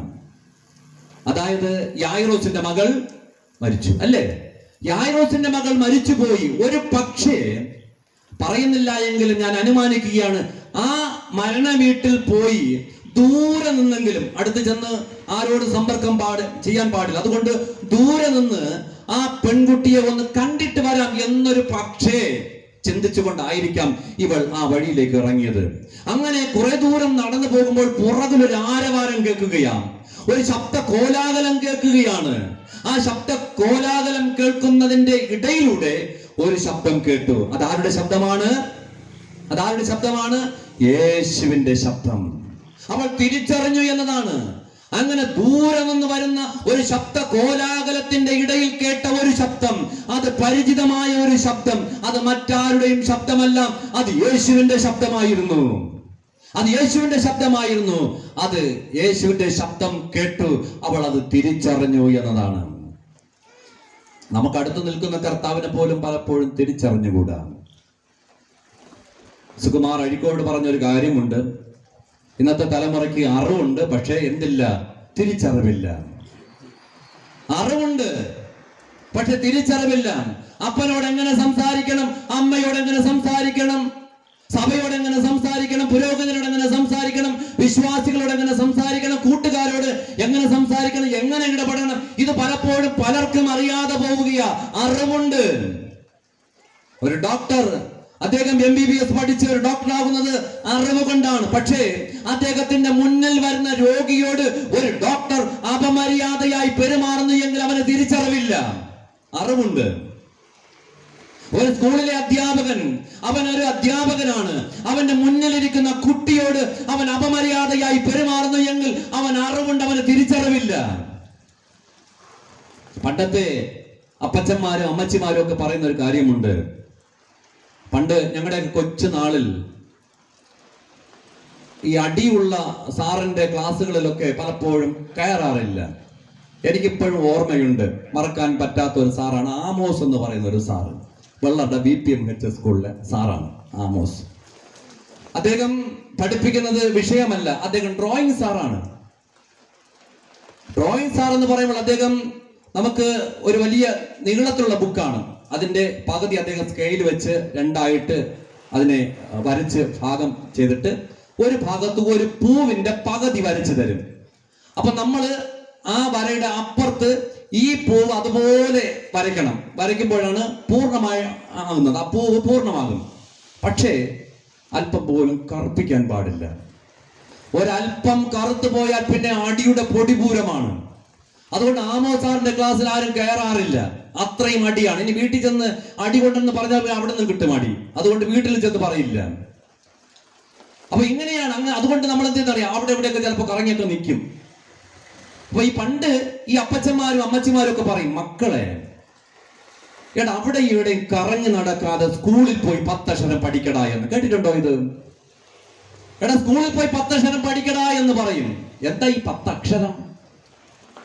2 വാക്ക് പഠിക്കാനാ പറയുന്നത്. 2 വാക്ക് പഠിക്കാനാ. ഇന്നത്തെ പോലെ A+B the whole square is equal to A² + B² + 2AB അങ്ങനെയൊന്നുമല്ല. രണ്ട് വാക്ക് എന്ന് പറഞ്ഞാൽ ഒന്ന് തിരിച്ചറിവ്, മറ്റൊന്ന് വകതിരിവ്. ഈ രണ്ട് വാക്ക് നീ ചെന്ന് പഠിയടാ എന്ന അപ്പച്ചനും അമ്മച്ചിമാരും പറയുന്നത്. ഈ രണ്ട് വാക്കും നീ ചെന്ന് പഠിച്ചാൽ ആരോട് എങ്ങനെ പെരുമാറണം, എന്ത് സംസാരിക്കണം എന്ന് നിനക്ക് അറിയാൻ കഴിയും. ഇന്നിതില്ല. എന്ന് നഷ്ടപ്പെട്ടിരിക്കുന്നു എവിടെയൊക്കെയോ. ഈ അറിവുകളും തിരിച്ചറിവുകളും ഒക്കെ നഷ്ടപ്പെട്ടിരിക്കുന്ന ഒരു കാലത്താണ് നമ്മൾ സഞ്ചരിക്കുന്നത്. അതുകൊണ്ട് എന്നെ കേൾക്കുന്ന പ്രിയപ്പെട്ടവരെ, നമ്മുടെ മക്കൾക്കൊക്കെ ഇന്ന് ഒരുപാട് അറിവുണ്ട്, നല്ല വിദ്യാഭ്യാസമുണ്ട്. പക്ഷേ ശരിയായ തിരിച്ചറിവുകൾ പലപ്പോഴും നഷ്ടപ്പെട്ടിരിക്കുന്നു. ഇവിടെ ഇരിക്കുന്ന കുഞ്ഞുങ്ങളോട്, മക്കളോട് ഞാൻ പറയുകയാണ്, മക്കളെ, നിങ്ങളുടെ അപ്പനെയും അമ്മയും ഒക്കെ നിങ്ങൾ തിരിച്ചറിയുന്നുണ്ടോ? അറിയണം. ഇന്നത്തെ തലമുറ അതറിയാതെ പോകുന്നത് കൊണ്ട് ഒരുപാട് വേദനയുടെ അനുഭവങ്ങളിലൂടെ അപ്പനും അമ്മയൊക്കെ കടന്നു പോകുന്ന ഒരു കാലമാണ്. മക്കൾക്ക് എന്തുകൊണ്ടെന്ന് മാതാപിതാക്കളെ തിരിച്ചറിയാൻ കഴിയുന്നില്ല. ഞാൻ ഈ അടുത്ത കാലഘട്ടത്തൊക്കെ ഞാൻ പറഞ്ഞോ എന്നറിയില്ല, എനിക്ക് കഴിഞ്ഞ കൺവെൻഷൻ യോഗത്തിൽ അത് കേട്ടു എങ്കിൽ ക്ഷമിക്കുക, ഞാൻ ഒരിക്കലൂടെ ആവർത്തിക്കുകയാണ്. ഞാനൊരു പാലിയേറ്റീവ് കെയറിന്റെ പ്രവർത്തനത്തിലായിരുന്നു. ആ സമയത്ത് ഒരു ഫോൺ കോൾ വരികയാണ്. ഒരു വീട്ടിൽ അവിടുത്തെ കുടുംബനാഥനാണ് വിളിക്കുന്നത്. അച്ഛാ, എൻ്റെ അമ്മ ഒരു കടരോഗിയാണ്, പാലിയേറ്റീവ് കെയറിൽ നിന്ന് വന്ന് നോക്കാമോ എന്ന്. അപ്പോൾ ഞാൻ അഡ്രസ്സെല്ലാം കുറിച്ചെടുത്ത് ഫോൺ നമ്പറൊക്കെ എടുത്ത് നമ്മുടെ ആംബുലൻസിൽ ഒരു ഡോക്ടറുണ്ട്, ഡ്രൈവറുണ്ട്, ഒരു നഴ്സുണ്ട്, ഞാനുണ്ട്. ഒരു ഞായറാഴ്ച ഇങ്ങനെ ആ വീട്ടിലേക്ക് പോവുകയാണ്. ആ വീട്ടിലേക്ക് പോകുന്ന സമയത്ത് ആ വീട് മുറ്റത്തിലേക്ക് എത്തി. ഈ ചില കിടരോഗികളുടെ വീട്ടിൽ പോകുമ്പോൾ അപൂർവം ചില വീടുകളിൽ ചെറിയൊരു സ്മെല്ലുണ്ടാകും, ഒരു കിടരോഗി. പക്ഷേ ചില വീടുകളിലാണെങ്കിൽ അങ്ങനെ ഒരു രോഗി ഉണ്ടെന്ന് പോലും അറിയില്ല, ഒരു കിടരോഗി അവിടെ ഉണ്ടെന്ന് അറിയില്ല. പക്ഷെ ഈ വീടിന്റെ മുറ്റത്ത് ചെന്നപ്പോൾ ഒരല്പം പതിവിൽ നിന്നും വ്യത്യസ്തമായ ഒരു സ്മെല്ലുണ്ടായി. കുടുംബനാഥൻ വിളിച്ചു പറഞ്ഞു, വൈഫിനെ വിളിച്ചു പറഞ്ഞു, അച്ഛൻ വന്നു, അച്ഛനെ അമ്മ കിടക്കുന്ന ഇടം ഒന്ന് കാണിക്കാൻ പറഞ്ഞു. അങ്ങനെ ഞങ്ങളെ ആ വീട്ടിലെ കുടുംബനാഥ വീട്ടിനകത്തേക്ക് വിളിച്ചുകൊണ്ട് പോവുകയാണ്. ഞങ്ങളകത്തേക്ക് കയറി. അപ്പോൾ ഒരു റൂം പുറത്തുനിന്ന് പൂട്ടിയിരിക്കുകയാണ്. പുറത്തുനിന്നാണ്, അകത്തുനിന്ന് തുറക്കാൻ പറ്റില്ല, പുറത്തുനിന്ന് പൂട്ടിയിരിക്കണം. അപ്പോൾ ഇവര് പുറത്തുനിന്ന് തന്നെ അതിൻ്റെ ലോക്ക് മാറ്റിയിട്ട് ആ ഡോറ് തുറന്നിട്ട് ഇവര് ആ മുറിയിലേക്ക് ഇറങ്ങിയില്ല. മുറിയിലേക്ക് ഇറങ്ങാതെ ഇവിടെ നിന്നുകൊണ്ട് തന്നെ കൈ എത്തി സ്വിച്ച് ഓൺ ചെയ്ത് അവരങ്ങ് പോവുകയും ചെയ്തു. മൂക്ക് പൊത്താതെ ആ മുറിയിലേക്ക് ഇറങ്ങാൻ പറ്റിയില്ല ഞങ്ങൾക്ക്. ആ മുറിയിലേക്ക് ഇറങ്ങി നോക്കുമ്പോൾ അട്ട ചുരുണ്ട് കിടക്കുന്നത് പോലെ ഏതാണ്ട് 78-80 വയസ്സുള്ള ഒരു അമ്മ കിടക്കുകയാണ്. ആ അമ്മ എന്ന് പറയുന്നത് ആ വീട്ടിലെ കുടുംബനാഥന്റെ അമ്മയാണ്. മോന്റെ വീട്ടിലാണ് ഈ അമ്മ കിടക്കുന്നത്. അട്ട ചുരുണ്ട് കിടക്കുന്നത് പോലെ കിടക്കുക, എല്ലും തോലുമായിട്ട്. എങ്ങനെയാ കിടക്കുന്നതെന്ന് അറിയണ്ടേ? എൻ്റെ ഒരു കണക്ക് കൂട്ടലിൽ ഒരു 3 ദിവസത്തെ എങ്കിലും മലത്തിലും മൂത്രത്തിലുമാണ് ഈ അമ്മ കിടക്കുന്നത്. ഈ അമ്മയെ ഒന്ന് കുളിപ്പിച്ചിട്ട് 3 ദിവസമെങ്കിലായി കാണും. ഈ അമ്മയുടെ കട്ടിലിൽ കിടക്കുന്ന ഈ മലമൂത്ര വിസർജനമൊക്കെ ഒന്ന് മാറ്റിയിട്ട് 3 ദിവസത്തിൽ അധികമായി കാണും. ആലോചിച്ച് നോക്കൂ, കിടക്കുന്നതാരാ? അമ്മയാ. ആരുടെ വീട്ടിലാ? മോന്റെ വീട്ടിലാ. അമ്മയ്ക്ക് 3 മക്കളാണ്, 2 പെൺമക്കളും 1 മോനും. ഈ 2 പെൺമക്കളും 1 കിലോമീറ്റർ ചുറ്റളവിലാണ് അവർ രണ്ടുപേരും താമസിക്കുന്നത്. ആലോചിച്ച് നോക്കൂ, 2 ദിവസത്തിലൊരിക്കലും സ്വന്തം അമ്മയല്ലേ, 2 ദിവസത്തിലൊരിക്കലെങ്കിലും മാറി മാറി വന്ന് ഒന്ന് ക്ലീനാക്കി ഒന്ന് കുളിപ്പിച്ച് ആ അമ്മയ്ക്ക് എന്തെങ്കിലും ഒരു ഭക്ഷണം കൊടുത്തൂടെ? ഇതാ ലോകം. 1.5-2 മണിക്കൂർ എടുത്തു ഈ അമ്മയെ ഒന്ന് കുളിപ്പിച്ച് ആ കട്ടിലിൽ കിടക്കുന്നതെല്ലാം വൃത്തിയാക്കി. ഞങ്ങൾ യാത്ര ചെയ്യുമ്പോൾ ചിലപ്പോൾ സമയത്തിന് ഭക്ഷണം കഴിക്കാൻ പറ്റില്ല, അതുകൊണ്ട് ഇടയ്ക്ക് ഭക്ഷണം കഴിക്കാൻ വേണ്ടി ബ്രെഡ് വാങ്ങി ഞങ്ങൾ ആംബുലൻസിൽ വെച്ചിരിക്കുമായിരുന്നു.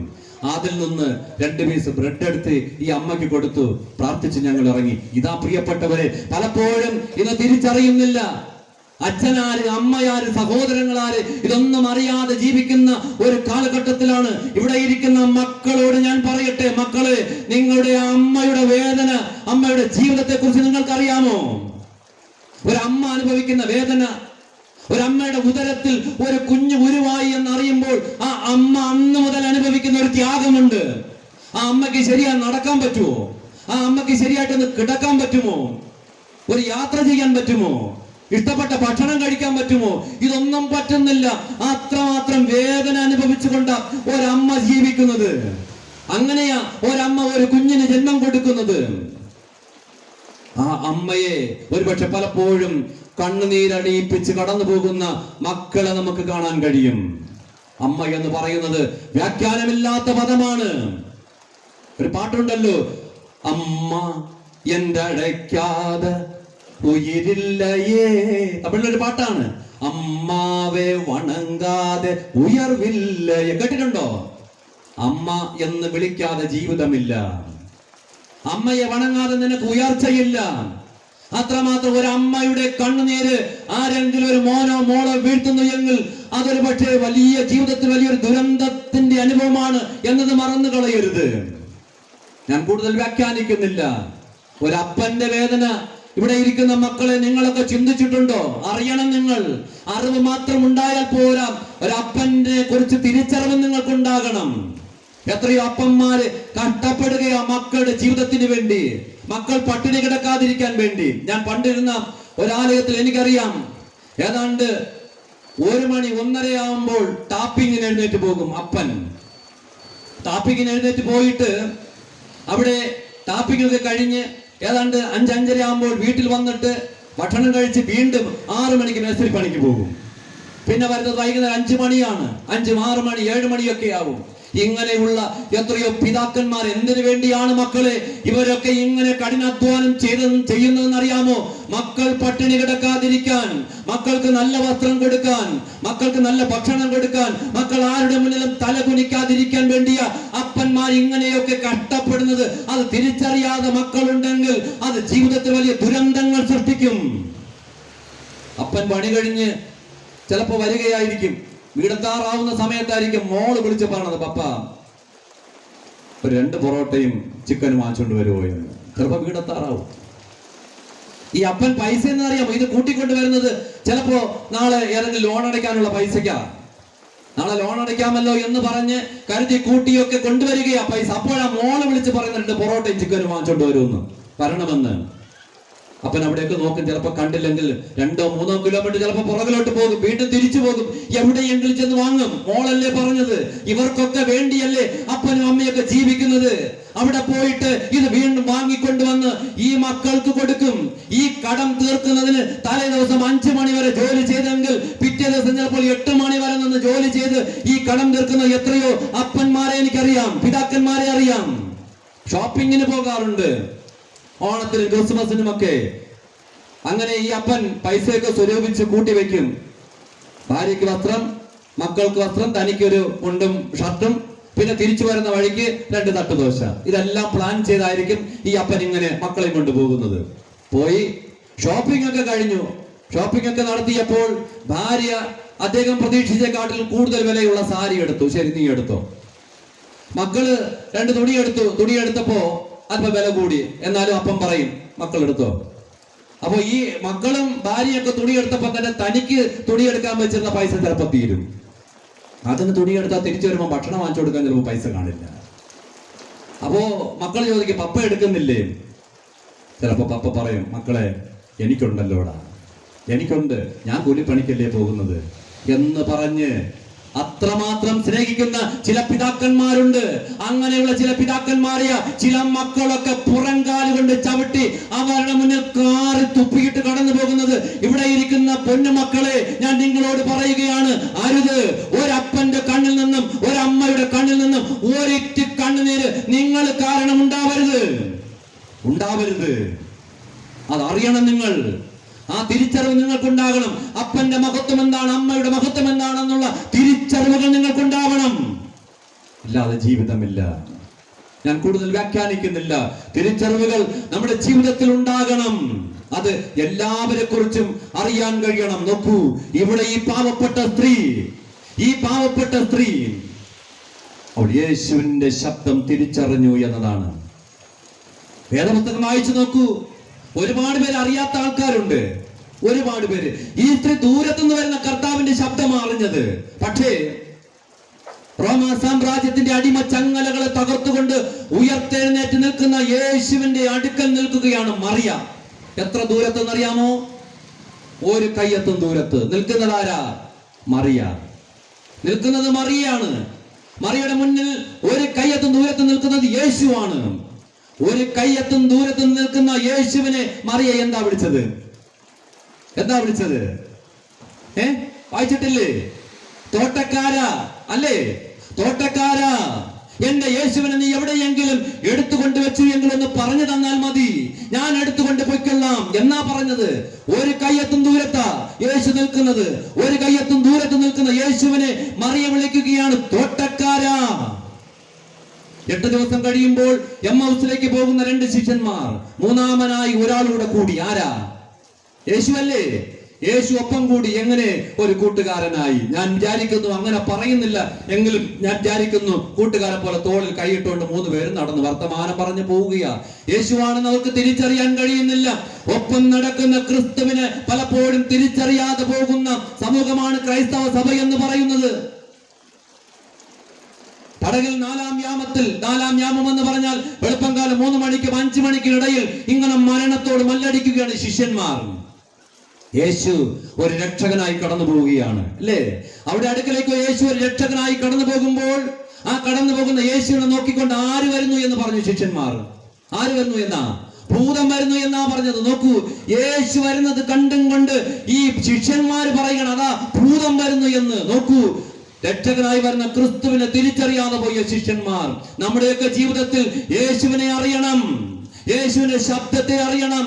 അതാണ് ജീവിതത്തിന്റെ സൗഖ്യത്തിന്റെ ഏറ്റവും പ്രധാനപ്പെട്ട പടി എന്ന് പറയുന്നത്.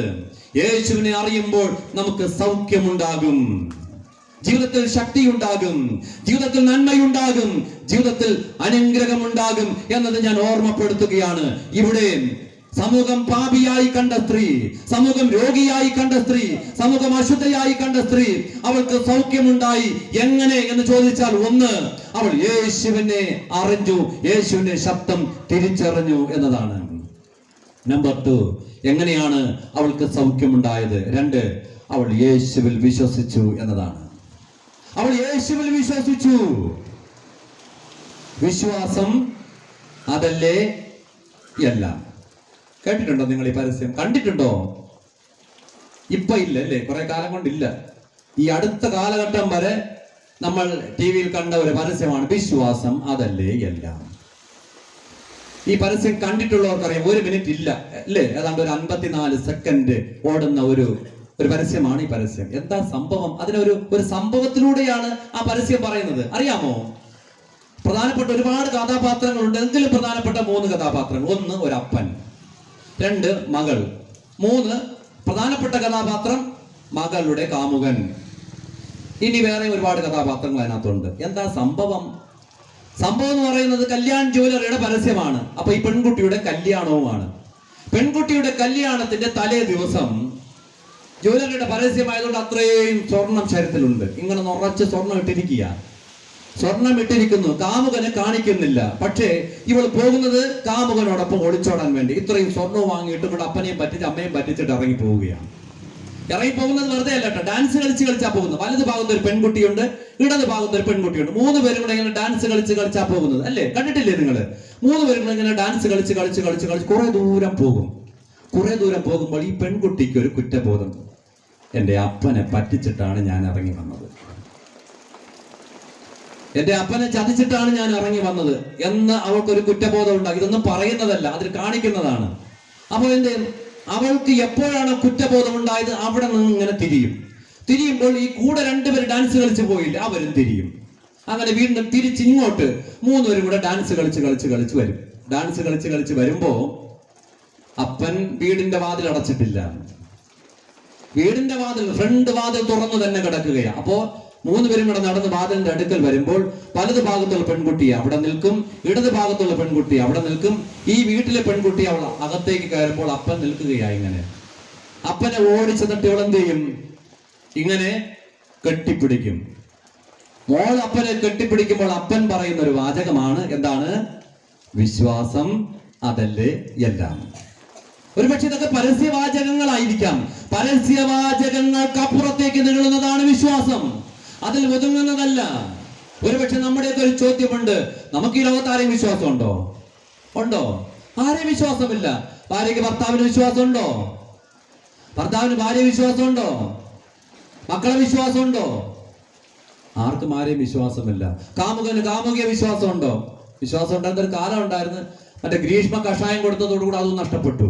ഇപ്പൊ അതും ഇല്ല. അവർക്കും പരസ്പര വിശ്വാസമില്ല. എന്ത് കൊടുത്താലും വാങ്ങി കഴിക്കും എന്നുള്ളത് അറിഞ്ഞുകൂടാ. അപ്പൊ വിശ്വാസം നഷ്ടപ്പെട്ടു, എല്ലാം പോയി. ആർക്കും ആരെയും വിശ്വാസമില്ല. അപ്പൊ നമുക്ക് ആരെയെങ്കിലും വിശ്വാസം വേണ്ടേ? വേണ്ടേ? നമുക്ക് ആരെയും വിശ്വാസം ഇല്ലെങ്കിൽ ഒരാളെങ്കിലും വിശ്വസിക്കണ്ടേ? കൃത്യമായ ഉത്തരം ബൈബിൾ പഠിപ്പിക്കുന്നു. കൃത്യമായ ഉത്തരം ബൈബിൾ പറയുന്നുണ്ട്. ബൈബിൾ പറയുന്നു, നിങ്ങൾ ഈ ലോകത്തിൽ ആരെയും വിശ്വസിക്കണ്ട, പിന്നെ ദൈവത്തിൽ വിശ്വസിപ്പീൻ, എന്നിലും വിശ്വസിപ്പീൻ. വായിച്ചിട്ടുണ്ട് ആ ഭാഗം? ദൈവത്തിൽ വിശ്വസിപ്പീൻ, എന്നിലും വിശ്വസിപ്പീൻ. എന്റെ പിതാവിന്റെ ഭവനത്തിൽ അനേകം വാസസ്ഥലങ്ങളുണ്ട്. ആ ഭാഗം നിങ്ങൾ വായിച്ചാൽ മതി. നോക്കൂ, ദൈവത്തിൽ വിശ്വസിക്കുക എന്നതാണ് നമ്മുടെ ജീവിതത്തിന്റെ അടിസ്ഥാനം എന്ന് പറയുന്നത് ക്രിസ്തുവിലുള്ള വിശ്വാസമാണ്. ക്രിസ്തുവിൽ വിശ്വസിക്കുന്ന ഒരു വ്യക്തിക്ക് ജീവിതത്തിൽ വലിയ അനുഗ്രഹങ്ങൾ നേടിയെടുക്കാൻ കഴിയും എന്നതാണ് ബൈബിളിലൂടെ ഓർമ്മപ്പെടുത്താൻ ഞാൻ ആഗ്രഹിക്കുന്നത്. നോക്കൂ, കർത്താവിൽ വിശ്വസിക്കാൻ കഴിയണം. എന്ത് പറഞ്ഞാലും കർത്താവാണ് പറഞ്ഞത്. ഒരു ഐതിഹ്യം ഞാൻ പറയാം, ബൈബിളിൽ ഇല്ലാത്ത ഒരു സംഭവം. ഒരിക്കൽ യേശുവും ശിഷ്യന്മാരുമായിട്ട് ഇങ്ങനെ നടന്നു പോവുകയാണ്. ബൈബിളിൽ ഇല്ല കേട്ടോ, നിങ്ങൾ ഇനി ബൈബിളിൽ അങ്ങനെ ഇല്ലല്ലോ എന്ന് പറയരുത്. ഇല്ലാത്ത കാര്യമാണ്, ഐതിഹ്യമാണ്.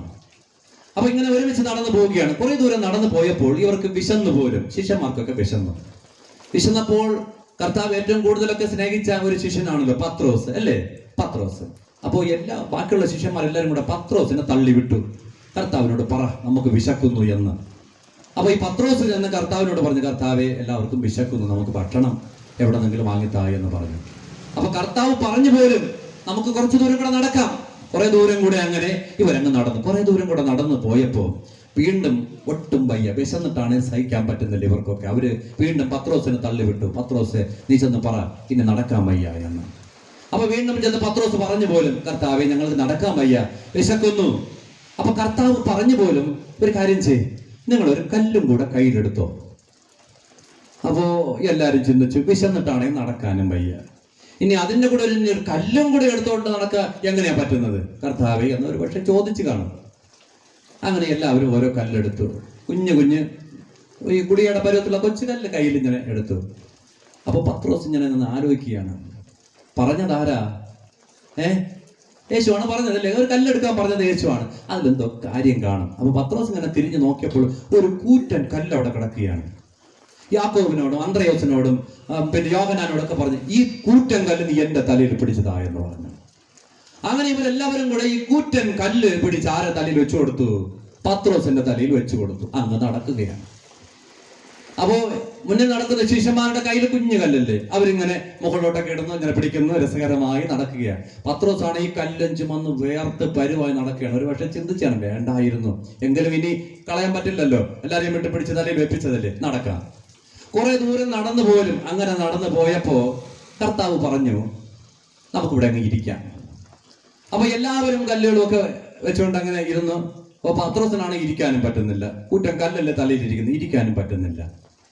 ഒടുവിൽ കർത്താവ് പറഞ്ഞു പോലും, ബൈബിളിൽ ഇല്ല, ഐതിഹ്യമാണ്, കർത്താവ് പറഞ്ഞു പോലും, നിങ്ങളുടെ കൈകളിൽ ഇരിക്കുന്നത് അപ്പമാവുകയാണ്, നിങ്ങൾ ഭക്ഷിക്കൂ എന്ന്. അപ്പോൾ എല്ലാരും കൈ തുറന്ന് നോക്കിയപ്പോ മറ്റേ ഉറക്ക കുളിയ പോലെയുള്ള കുഞ്ഞ് കല്ലുകളാണല്ലോ എടുത്തത്. അത്രയേ ഉള്ളൂ കയ്യിലിരിക്കുന്ന അപ്പം. അതങ്ങ് വിഴുങ്ങി. എല്ലാവരും കൂടെ ആരുടെ തലയിൽ നോക്കി? പത്രോസിന്റെ തലയിൽ നോക്കി. 4 പേര് പിടിച്ചു കൊടുത്ത കല്ല ഇപ്പൊ അപ്പമായിരിക്കണത്, വലിപ്പമുള്ള ഒരു അപ്പം. ഞാനിത് ഒരു ഐതിഹ്യമായിട്ട് പറഞ്ഞു എങ്കിലും അതിലൊരു കാര്യമുണ്ട്. കല്ലെടുക്കാൻ പറഞ്ഞതാരാ? യേശു, അല്ലേ? അപ്പൊ യേശു നമ്മോട് എന്തെങ്കിലും ഒക്കെ പറഞ്ഞാൽ ആ വാക്കുകൾ നമുക്ക് വിശ്വസിക്കാം. കർത്താവ് ചതിക്കില്ല, കർത്താവ് പറ്റിക്കില്ല, കർത്താവ് നമ്മെ ഉപേക്ഷിക്കുകയില്ല. അതുകൊണ്ടാണ് യേശുവിന്റെ പിന്നാലെ ഒരു വലിയ സമൂഹം ഇങ്ങനെ യാത്ര ചെയ്തത്. യേശുവിന്റെ പിന്നാലെ എപ്പോഴും ഒരു സമൂഹം യാത്ര ചെയ്തത് കർത്താവ് അവരെ സ്നേഹിച്ചത് കൊണ്ട്, കർത്താവ് അവരെ ചേർത്ത് പിടിച്ചത് കൊണ്ട്, കർത്താവിൽ അവർക്ക് വിശ്വാസം ഉണ്ടായിരുന്നു. നമ്മുടെ വിശ്വാസവും യേശുവിൽ ഉറപ്പിച്ചുകൊണ്ട് നമുക്ക് മുന്നോട്ട് പോകാൻ കഴിഞ്ഞാൽ നമ്മുടെ ജീവിതത്തിൽ ഏറ്റവും വലിയ അനുഗ്രഹം എന്ന് പറയുന്നത് അത് തന്നെയാണ്. യേശുവിൽ നമുക്ക് വിശ്വാസമുണ്ടോ? കർത്താവിൽ വിശ്വസിക്കണം.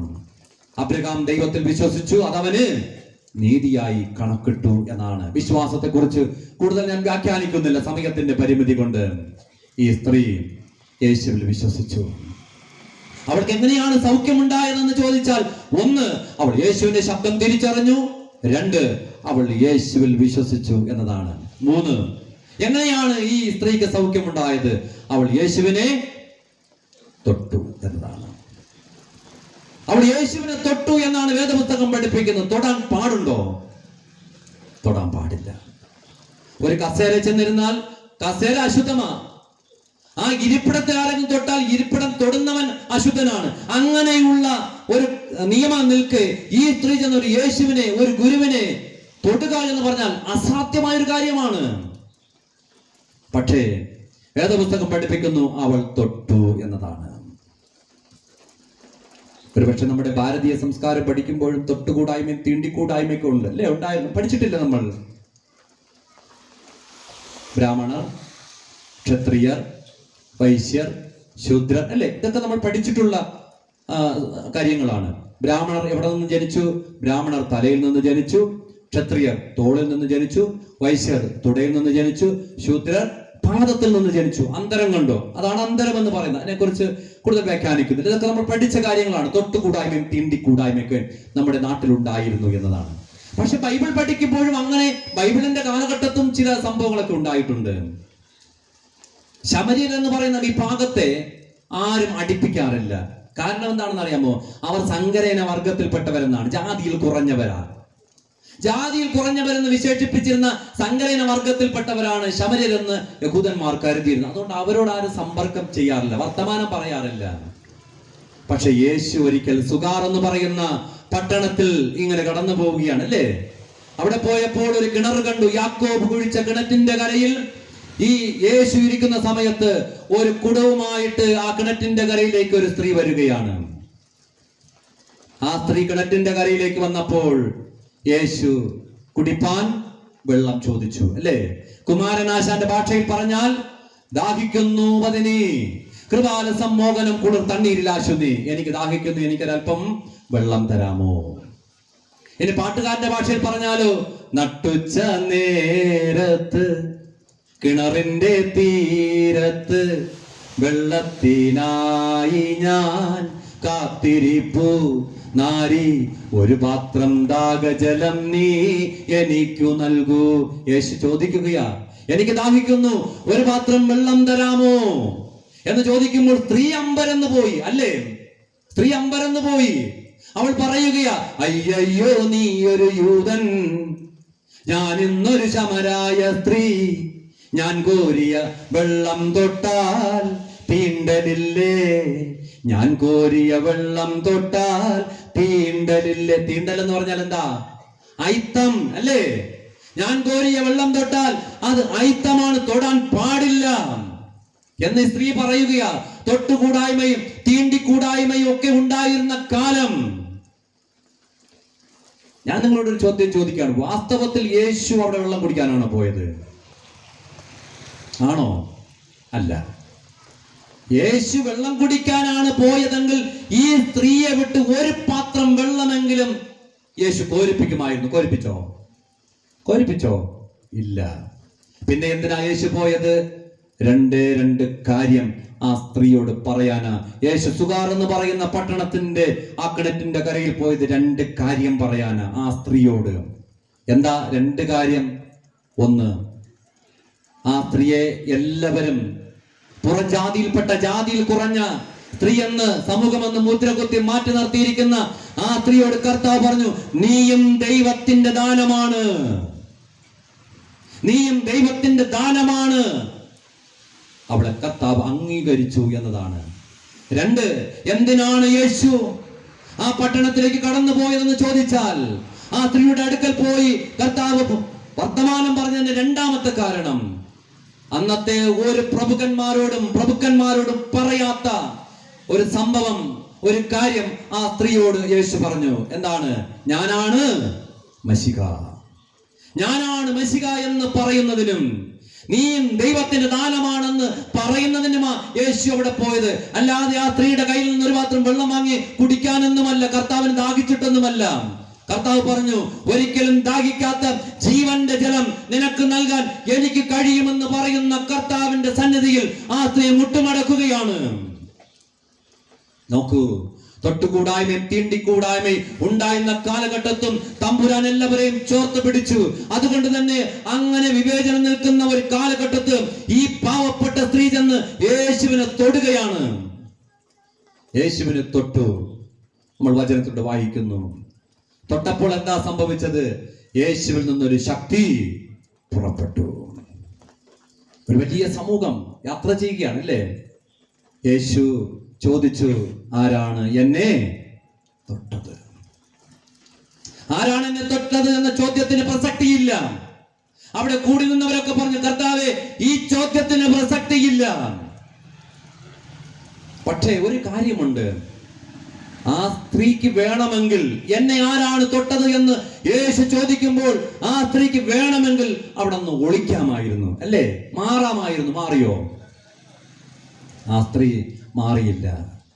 യേശുവിന്റെ അടുക്കൽ നിൽക്കുന്ന സ്ത്രീ അവൾ ഒരിക്കലും ഒളിക്കാൻ വേണ്ടി ശ്രമിച്ചില്ല. കർത്താവ്, എന്നെ ആരാണ് തൊട്ടത്? എന്നിൽ നിന്നൊരു ശക്തി പുറപ്പെട്ടു, അത് സൗഖ്യത്തിന്റെ ശക്തിയാണ് എന്ന് കർത്താവ് തിരിച്ചറിഞ്ഞുകൊണ്ട് കർത്താവ് ചോദിച്ചത്. നോക്കൂ, ഈ രാത്രിയിൽ വിശ്വാസത്തിന്റെ കണ്ണുകളിലൂടെ കർത്താവിനെ തൊടാൻ ആർക്കെങ്കിലും കഴിയുമെങ്കിൽ ഈ രാത്രിയിൽ ദൈവത്തിന്റെ സന്നിധിയിൽ നിന്ന് സൗഖ്യത്തിന്റെ ശക്തികൾ പുറപ്പെട്ടു വരും. അത് ദൈവത്തിന്റെ പ്രവൃത്തിയാണ്. ആ പാവപ്പെട്ട സ്ത്രീയിലേക്ക് സൗഖ്യത്തിന്റെ ശക്തി പുറപ്പെട്ടു. അവൾ പറഞ്ഞു, കർത്താവേ, വേറെ ആരെയും കുറ്റപ്പെടുത്തണ്ട, ഞാനാണ് തൊട്ടത്, ഞാനാണ് തൊട്ടത്, കർത്താവേ, ഞാനാണ് എന്ന് പറയുമ്പോൾ കർത്താവ് പറഞ്ഞു, നിന്റെ വിശ്വാസം പോലെ നിനക്ക് ഭവിക്കട്ടെ, സൗഖ്യമുണ്ടായിരിക്കുന്നു. അവൾക്ക് സൗഖ്യമുണ്ടായി. വേദപുസ്തകം പഠിപ്പിക്കുന്നു, അവൾ യേശുവിനെ തൊട്ടതിലൂടെ അവൾക്ക് സൗഖ്യമുണ്ടായി എന്ന് വേദപുസ്തകം പഠിപ്പിക്കുകയാണ്. നോക്കൂ, സൗഖ്യത്തിന്റെ കരം വെക്കുന്നവനാണ് കർത്താവ്. വിടുതലിന്റെ കരം വെക്കുന്നവനാണ് കർത്താവ്. ആ കർത്താവ് കൂടെയുണ്ട്. എന്നെ കേൾക്കുന്ന പ്രിയപ്പെട്ടവരെ, അവൾക്ക് സൗഖ്യമുണ്ടായപ്പോൾ അവൾ സമൂഹത്തിന്റെ ഭാഗമായി മാറി. അവൾ സമൂഹത്തിന്റെ ഭാഗമായി മാറുകയാണ്. സൗഖ്യം വന്നതിന് ശേഷം അവൾ ഏതെങ്കിലും ഒരു കസേര ചെന്നിരുന്നാൽ കസേര അശുദ്ധമാണോ? ആണോ? അല്ല. ഇനി അവൾ ഒരു കസേര ചെന്നിരുന്നാൽ കസേര അശുദ്ധമല്ല, അത് തൊടുന്നവനും അശുദ്ധമല്ല. കാരണം അവൾ സൗഖ്യം പ്രാപിച്ചു. ഏത് സമൂഹമാണോ അവളെ ഒറ്റപ്പെടുത്തിയത്, ഏത് സമൂഹമാണോ അവളെ മാറ്റി നിർത്തിയത്, അതേ സമൂഹത്തിൽ അവൾക്ക് നിൽക്കാനുള്ള ഭാഗ്യമുണ്ടായത് അവൾ യേശുവിനെ അറിഞ്ഞതിലൂടെ, അവൾ യേശുവിനെ തൊട്ടതിലൂടെ, അവൾ യേശുവിനെ വിശ്വസിച്ചതിലൂടെ അവളെ അകറ്റി നിർത്തിയ സമൂഹത്തിൽ തമ്പുരാൻ അവളെ നിർത്തിയെന്നതാണ്. നിന്നെയും അങ്ങനെ തന്നെ. നിന്നെ മാറ്റി നിർത്തുന്ന ഒരു സമൂഹം ഉണ്ടാവാം, നിന്നെ കുറ്റപ്പെടുത്തുന്ന ഒരു സമൂഹം ഉണ്ടാകാം, നിന്നെ ഒറ്റപ്പെടുത്തുന്ന ഒരു സമൂഹം ഉണ്ടാകാം. ഏത് സമൂഹമായാലും ആ ഒറ്റപ്പെടുത്തുന്ന കുറ്റപ്പെടുത്തുന്ന സമൂഹത്തിന്റെ മുന്നിൽ തമ്പുരാൻ നിന്നെ കൊണ്ട് നിർത്തും. വിശ്വാസത്തിന്റെ ശക്തി നമുക്ക് ആവശ്യമാണ് എന്നത് ഞാൻ ഓർമ്മപ്പെടുത്തുകയാണ്. എന്നെ കേൾക്കുന്ന പ്രിയപ്പെട്ടവരെ, ഏതൊക്കെ പ്രതിസന്ധികൾ വന്നാലും, ഏതൊക്കെ പ്രതികൂലങ്ങൾ വന്നാലും, ഏതൊക്കെ പ്രശ്നങ്ങൾ വന്നാലും കർത്താവിൽ വിശ്വസിച്ചുകൊണ്ട് യാത്ര ചെയ്യാൻ നമുക്ക് കഴിയുന്നു എങ്കിൽ അതാണ് ജീവിതത്തിലെ ഏറ്റവും വലിയ ഭാഗ്യം. യേശുവിനെ അറിയുക എന്നതാണ്. യേശുവിനെ അറിയുക എന്നതാണ് നമ്മുടെ ജീവിതത്തിൽ നമുക്ക് ലഭ്യമായ ഏറ്റവും വലിയ ഭാഗ്യം എന്ന് പറയുന്നത്. അതുകൊണ്ടാണ് നമ്മുടെ ജീവിതത്തിൽ പ്രതിസന്ധികൾ വരുമ്പോൾ, പ്രയാസങ്ങൾ വരുമ്പോൾ, പ്രശ്നങ്ങൾ വരുമ്പോൾ അതിനെ അതിജീവിക്കാൻ, രോഗങ്ങൾ വരുമ്പോൾ അതിജീവിച്ച് മുന്നോട്ട് പോകാനുള്ള കരുത്ത് നമുക്ക് കിട്ടുന്നത് ക്രിസ്തുവിൽ നിന്നാണ്. യേശുവിനെ ആരാധിക്കുന്നതിലൂടെയാണ്, യേശുവിനോട് പ്രാർത്ഥിക്കുന്നതിലൂടെയാണ്. പലപ്പോഴും നമ്മൾ ചിന്തിക്കും, കർത്താവേ, എനിക്കാണല്ലോ ഇത്രമാത്രം രോഗം, എനിക്കാണല്ലോ ഇത്രമാത്രം പ്രയാസങ്ങൾ, എന്റെ മക്കൾക്കാണല്ലോ എന്നും രോഗങ്ങൾ, വിട്ടുമാറാത്ത രോഗങ്ങൾ, എന്റെ ഭർത്താവിന് ഇങ്ങനെ മാറി മാറി രോഗമാണല്ലോ, കുടുംബത്തിൽ ഓരോ അംഗങ്ങൾക്ക് രോഗമാണല്ലോ, എന്തുകൊണ്ടെന്ന് ചോദിക്കും അല്ലേ പലപ്പോഴും.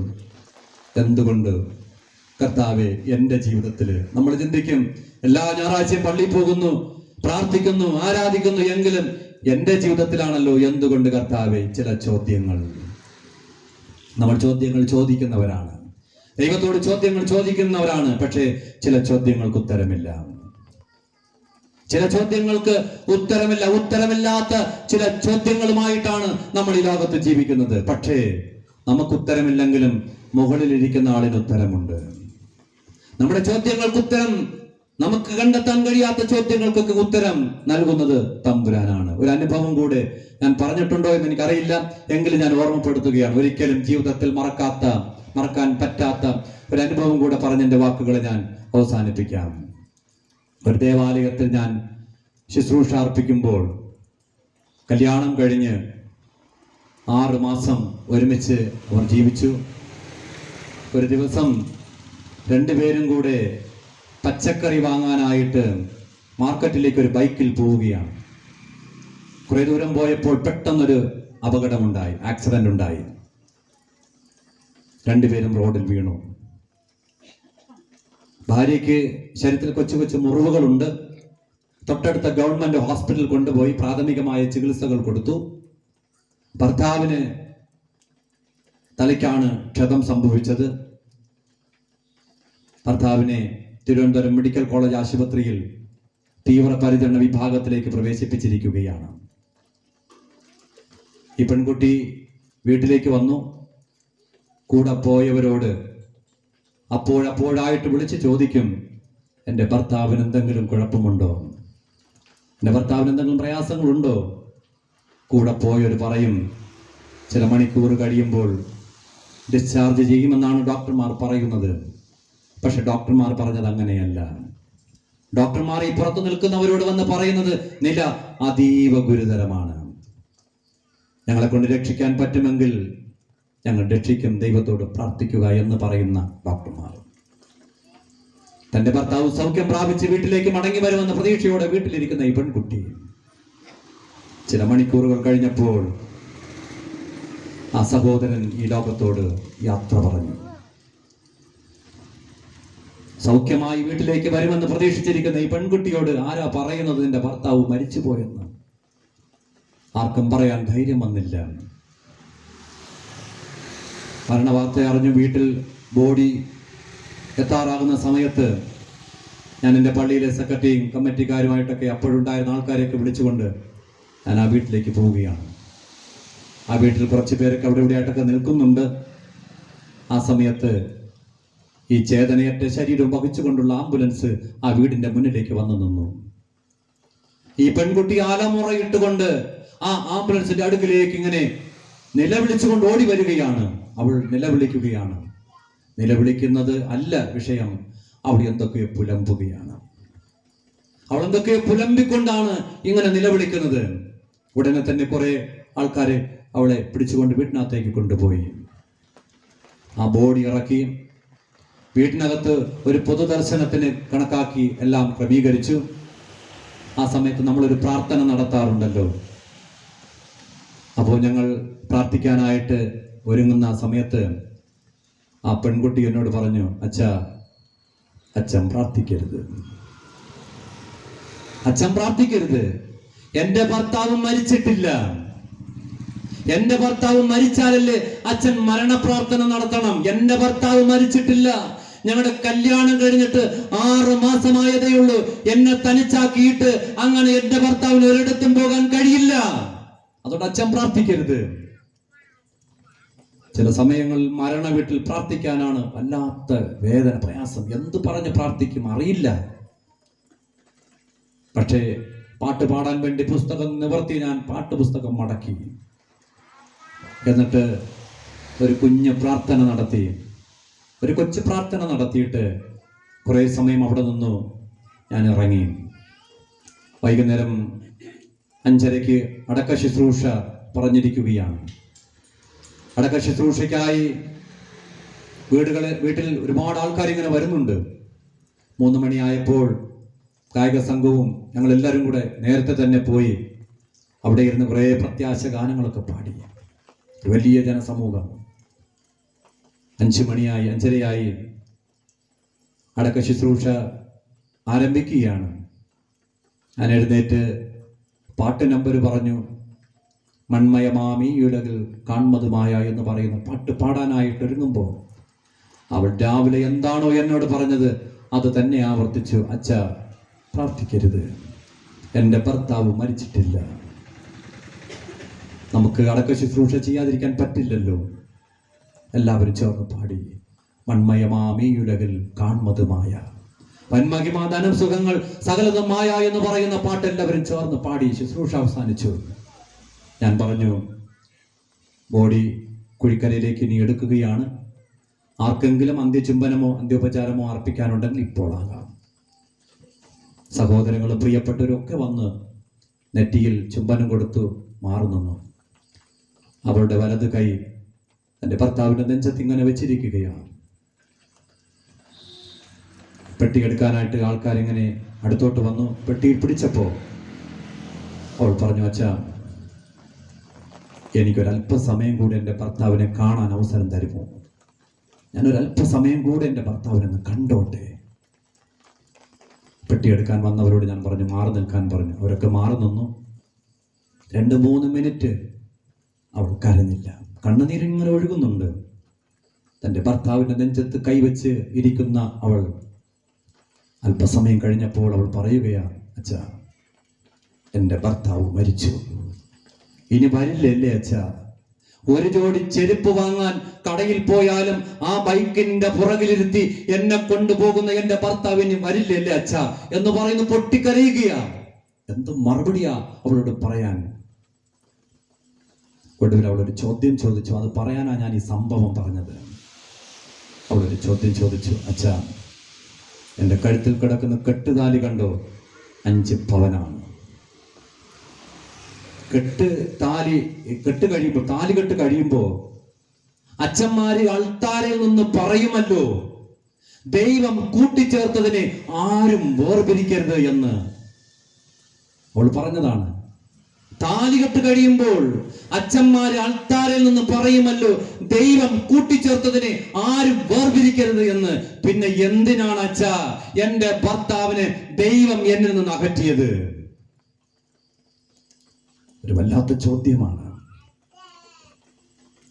നമുക്കൊരുപാട് ഉത്തരങ്ങളുണ്ട്. ഞാനും കണ്ടുപിടിച്ചു.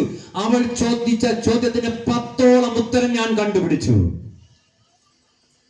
ഇതൊന്നും അവളുടെ ഉത്തരമല്ല. എന്നെ കേൾക്കുന്ന പ്രിയപ്പെട്ടവരെ, ഈ ജീവിത യാത്രകളിൽ ഉത്തരമില്ലാത്ത ചില ചോദ്യങ്ങളുമായിട്ടൊക്കെ നമ്മൾ സഞ്ചരിക്കുന്നു. നമുക്ക് ഉത്തരം നൽകേണ്ടത് മുകളിലിരിക്കുന്ന ദൈവമാണ്. ജീവിതത്തിൽ രോഗങ്ങൾ ഉണ്ടാവട്ടെ, പ്രയാസങ്ങൾ ഉണ്ടാകട്ടെ, പ്രതിസന്ധികൾ ഉണ്ടാവട്ടെ, എന്ത് പ്രതികൂലങ്ങൾ വന്നാലും ഓരോ ദിവസവും കർത്താവിനോട് ചേർന്ന് നിൽക്കാമോ? സമൂഹം പറയും പാപിയാണെന്ന്, സമൂഹം നമ്മളെ വിളിക്കും രോഗിയാണെന്ന്, സമൂഹം വിളിക്കും കൊള്ളാത്തവനാണ്, കൊള്ളരുതാത്തവളാണെന്നൊക്കെ വിളിക്കും. പോട്ടെ, അതൊന്നും നമ്മുടെ വിഷയമല്ല. നീ യേശുവിനെ അറിഞ്ഞാൽ, നീ യേശുവിൽ വിശ്വസിച്ചാൽ, നിന്റെ വിശ്വാസത്തിന്റെ കണ്ണുകളിലൂടെ നിനക്ക് യേശുവിനെ ഒന്ന് തൊടാൻ പറ്റിയാൽ, നിന്റെ ജീവിതത്തെ മാറ്റിമറിക്കുന്ന ഒരു ദൈവം മുകളിലുണ്ട്. ആ ദൈവത്തിന്റെ സന്നിധിയിൽ നമ്മെ തന്നെ വിനയപ്പെടുത്താമോ? പ്രാർത്ഥനയ്ക്കായിട്ട് നമുക്കൊരു നിമിഷം എല്ലാവർക്കും എഴുന്നേറ്റ് നിൽക്കാം, ദൈവത്തോട് പ്രാർത്ഥിക്കാം. ഒരു നിമിഷം എല്ലാവർക്കും കണ്ണുകളെ അടയ്ക്കാം. ആരും ഒരു നിമിഷം കണ്ണ് തുറന്ന് നിൽക്കരുത്. എല്ലാവരും കണ്ണുകളെ അടച്ച് നിങ്ങളിലേക്കൊന്ന് നോക്കാമോ? നിങ്ങളുടെ ജീവിതത്തിലേക്കൊന്ന് നോക്കാമോ? കർത്താവ് നിങ്ങളെ കാണുന്നുണ്ട്. നിങ്ങളുടെ ജീവിതത്തിൽ രോഗമാണോ? നിങ്ങളുടെ കുടുംബ ജീവിതത്തിൽ രോഗമാണോ? ഒന്ന് മാറി ഇങ്ങനെ വല്ലാത്ത പ്രതിസന്ധിയിലൂടെയാണോ നീ കടന്നു പോയിക്കൊണ്ടിരിക്കുന്നത്? സമൂഹം നിന്നെ പാപിയെന്നും രോഗിയെന്നും അശുദ്ധയെന്നും ഒക്കെ വിളിക്കുകയാണോ? സമൂഹം നിന്നെ മോശപ്പെട്ടവളെന്ന് വിളിക്കുകയാണോ? നിന്റെ വീട്ടിലുള്ളവർ പോലും ഒരുപക്ഷെ നീ കൊള്ളരുതാത്തവനാണെന്ന് പറയുകയാണോ? പറഞ്ഞോട്ടെ, അത് നിന്റെ വിഷയമല്ല. നിന്റെ മനസ്സ് കാണുന്ന ഒരാൾ മുകളിലുണ്ട്. നിന്റെ സങ്കടങ്ങളെ കാണുന്ന ഒരാൾ സ്വർഗത്തിൽ ജീവിക്കുന്നുണ്ട് എന്നും. ആ ദൈവത്തെ കൊണ്ട് കഴിയാത്തതൊന്നുമില്ല. ആ യേശു നിന്നെ ഈ രാത്രിയിൽ കാണുന്നുണ്ട്. ആ യേശു നിന്റെ വേദനകളെ കാണുന്നുണ്ട്. ആ യേശു നിന്റെ മനസ്സിലെ വിങ്ങിപ്പൊട്ടലുകളെ കാണുന്നുണ്ട്. ആ യേശുവിനോട് പ്രാർത്ഥിക്കാമോ? ആ യേശുവിനോട് നീ പ്രാർത്ഥിച്ചാൽ, ആ യേശുവിനെ നീ അറിഞ്ഞാൽ, ആ യേശുവിൽ നീ വിശ്വസിച്ചാൽ, വിശ്വാസ കണ്ണുകളിലൂടെ യേശുവിനെ നീ തൊട്ടാൽ സൗഖ്യമുണ്ടാകും. സൗഖ്യം പ്രാപിക്കാൻ കഴിയും. കർത്താവിനോട് ആത്മാർത്ഥമായി പ്രാർത്ഥിക്കുക. കാലം കഴിയുന്നു, നാളുകൾ പോയി, കർത്താവിൻ വരവു സമീപമായി. കാലം കഴിയുന്നു, നാളുകൾ പോയി, കർത്താവിൻ വരവു സമീപമായി. മഹത്വ നാമത്തെ കീർത്തിപ്പാനായി ശക്തീകരിക്കാനിൻ ആത്മാവിനാൽ യാത്ര ചെയ്യൂ ഞാൻ ക്രൂശെ നോക്കി, യുദ്ധം ചെയ്യും ഞാൻ യേശുവിനാ. ജീവൻ വച്ചിടൂ രക്ഷകനായി അന്ത്യശ്വാസം വരയ്ക്കൂ. ജീവൻ വച്ചിടൂ രക്ഷകനായി അന്ത്യശ്വാസം വരയ്ക്കൂ. ലോകത്തിൻ പാലക തോമളത്തോ വസ്തുവകകൾ പൊൻ നാണയങ്ങൾ.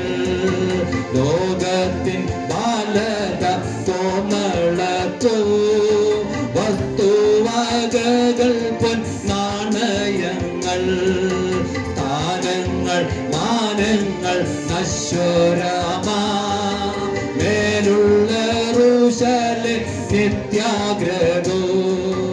യാത്ര ചെയ്യൂ ഞാൻ ക്രൂശെ നോക്കി, യുദ്ധം ചെയ്യും ഞാൻ യേശുവിനാ. ജീവൻ വച്ചിടൂ രക്ഷകനായി അന്ത്യശ്വാസം വരയ്ക്കൂ. ജീവൻ വച്ചിടൂ രക്ഷകനായി അന്ത്യശ്വാസം വരയ്ക്കൂ.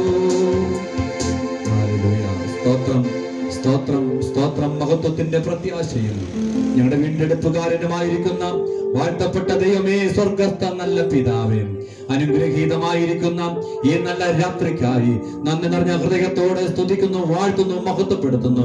കർത്താവേ, ഞങ്ങൾക്ക് ഈ ഭവനത്തിന്റെ അങ്കണത്തിൽ ഒത്തൊരുമയോടെ ഒരുമിച്ച് കൂടി ഒരുമിച്ച് പ്രാർത്ഥിപ്പാൻ, ഒരുമിച്ച് ആരാധിപ്പാൻ അവിടെ നിന്ന് ഞങ്ങളെ സഹായിച്ചല്ലോ, ഞങ്ങളെ ശക്തീകരിച്ചല്ലോ. നന്ദി പറയുന്നു കർത്താവേ, നന്ദി പറയുന്നു. നാഥാ, ഞങ്ങൾ തിരുവചനത്തിൽ നിന്നും ചില കാര്യങ്ങൾ ഒരുമിച്ച് പഠിച്ചു. രക്തസ്രവക്കാരിയായ സ്ത്രീയുടെ ജീവിതത്തെ മുന്നിൽ നിർത്തിക്കൊണ്ട് ചില കാര്യങ്ങൾ ഞങ്ങൾ ചിന്തിച്ചു കർത്താവേ. അവിടെ കർത്താവെ, സമൂഹം ദൈവമേ പാപിയായി കണ്ടു, സമൂഹം രോഗിയായി കണ്ടു, സമൂഹം അശുദ്ധയായി കണ്ടു.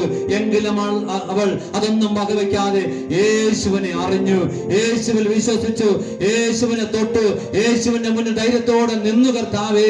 അതിലൂടെ അവിടെ ജീവിതത്തിൽ വലിയൊരു അത്ഭുതം കാണാൻ ദൈവം കൃപ ചെയ്തല്ലോ. നന്ദി പറയുന്നു കർത്താവേ.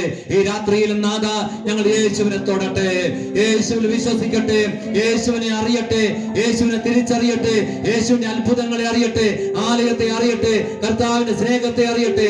അറിഞ്ഞുകൊണ്ട് ജീവിപ്പാൻ കർത്താവേ, ചോദ്യങ്ങൾ ചോദിക്കാതെ കർത്താവിന്റെ സന്നിധിയിൽ സകലതും ദൈവഹിതമാണെന്ന് തിരിച്ചറിഞ്ഞുകൊണ്ട് ജീവിപ്പാൻ അവിടെ നിന്ന് ഞങ്ങളെ സഹായിക്കണമേ, ഞങ്ങളെ ശക്തീകരിക്കണമേ എന്ന് വിനയത്തോടെ പ്രാർത്ഥിക്കുന്ന കർത്താവേ, സ്തോത്രം. കർത്താവേ, ദൈവമേ, യാനാകോട് ഇടവകയ്ക്കായി ദൈവത്തോട് പ്രാർത്ഥിക്കുന്നു. നേതൃത്വം നൽകുന്ന കർത്താവെ, പ്രിയങ്കരനായ അച്ഛനായും കുടുംബത്തിനായും ദൈവത്തോട് പ്രാർത്ഥിക്കുന്നു. ഈ നാളുകളിൽ ദേശത്തിന്റെ വലിയൊരു കാവൽക്കാരനായി, വലിയൊരു വിളക്കായി ദൈവം അവിടെ നിന്ന് ഉപയോഗിച്ചു കൊണ്ടിരിക്കുന്ന ദയകൾക്കായി സ്തോത്രം. തുടർന്നും ശക്തീകരിക്കണമേ, ബലപ്പെടുത്തണമേ. കമ്മിറ്റി മെമ്പേഴ്സിനായി, കായിക സംഘത്തിനായി, വിശ്വാസ സമൂഹത്തിനായി എല്ലാവർക്കും വേണ്ടി ദൈവത്തോട് പ്രാർത്ഥിക്കുന്നു കർത്താവെ. അവിടുത്തെ അനുഗ്രഹം പകരണമേ, അവിടുത്തെ കൃപ കൊണ്ട് നിറയ്ക്കണമേ എന്ന് പ്രാർത്ഥിക്കുന്നു കർത്താവെ. സ്തോത്രം, സ്തോത്രം, സ്തോത്രം കരയറ്റുന്നു. കർത്താവ് കൂടെ ഇരിക്കുമാറാകണമേ. കർത്താവിന്റെ അനുഗ്രഹം ഇനിയും അനുഭവിച്ചുകൊണ്ട് പ്രാർത്ഥന നിർഭരമായ ജീവിത അനുഭവങ്ങളിലൂടെ മുന്നേറാൻ അവിടുന്ന് സഹായിക്കണമേ. ഈ ഭവനത്തിനായി കർത്താവെ, അവർ നടത്തുന്ന സ്ഥാപനത്തിനായി, അവരുടെ വരുമാന മാർഗങ്ങൾക്കായി, അവരുടെ പ്രവർത്തനങ്ങൾക്കായി ഒക്കെ പ്രാർത്ഥിക്കുന്നു. കർത്താവ് കൂടെ ഇരിക്കണം, എല്ലാ അനുഗ്രഹങ്ങൾ കൊണ്ട് നിറയ്ക്കണം, ക്രൂശിന്റെ മറവിലേക്ക് മറയ്ക്കണം. ഞങ്ങൾ പിരിയുന്നു, പിരിയാത്ത കൃപയാൽ വഴി നടത്തണം. യേശു ക്രിസ്തുവിൻ നാമത്തിൽ തന്നെ പിതാവേ, ആമേൻ. വിശ്വാസമുള്ള ഹൃദയങ്ങളിൽ ആശീർവാദം സ്വീകരിപ്പിൻ. പിതാപുത്ര പരിശുദ്ധാത്മാവാം ത്രിയേക ദൈവത്തിന്റെ അനുഗ്രഹവും സംസർഗവും കൂട്ടായ്മയും പ്രിയമുള്ളവരെ നിങ്ങളെല്ലാവരോടും ഇപ്പോഴും എപ്പോഴും ഇരിക്കുമാറാകട്ടെ. ആമേൻ.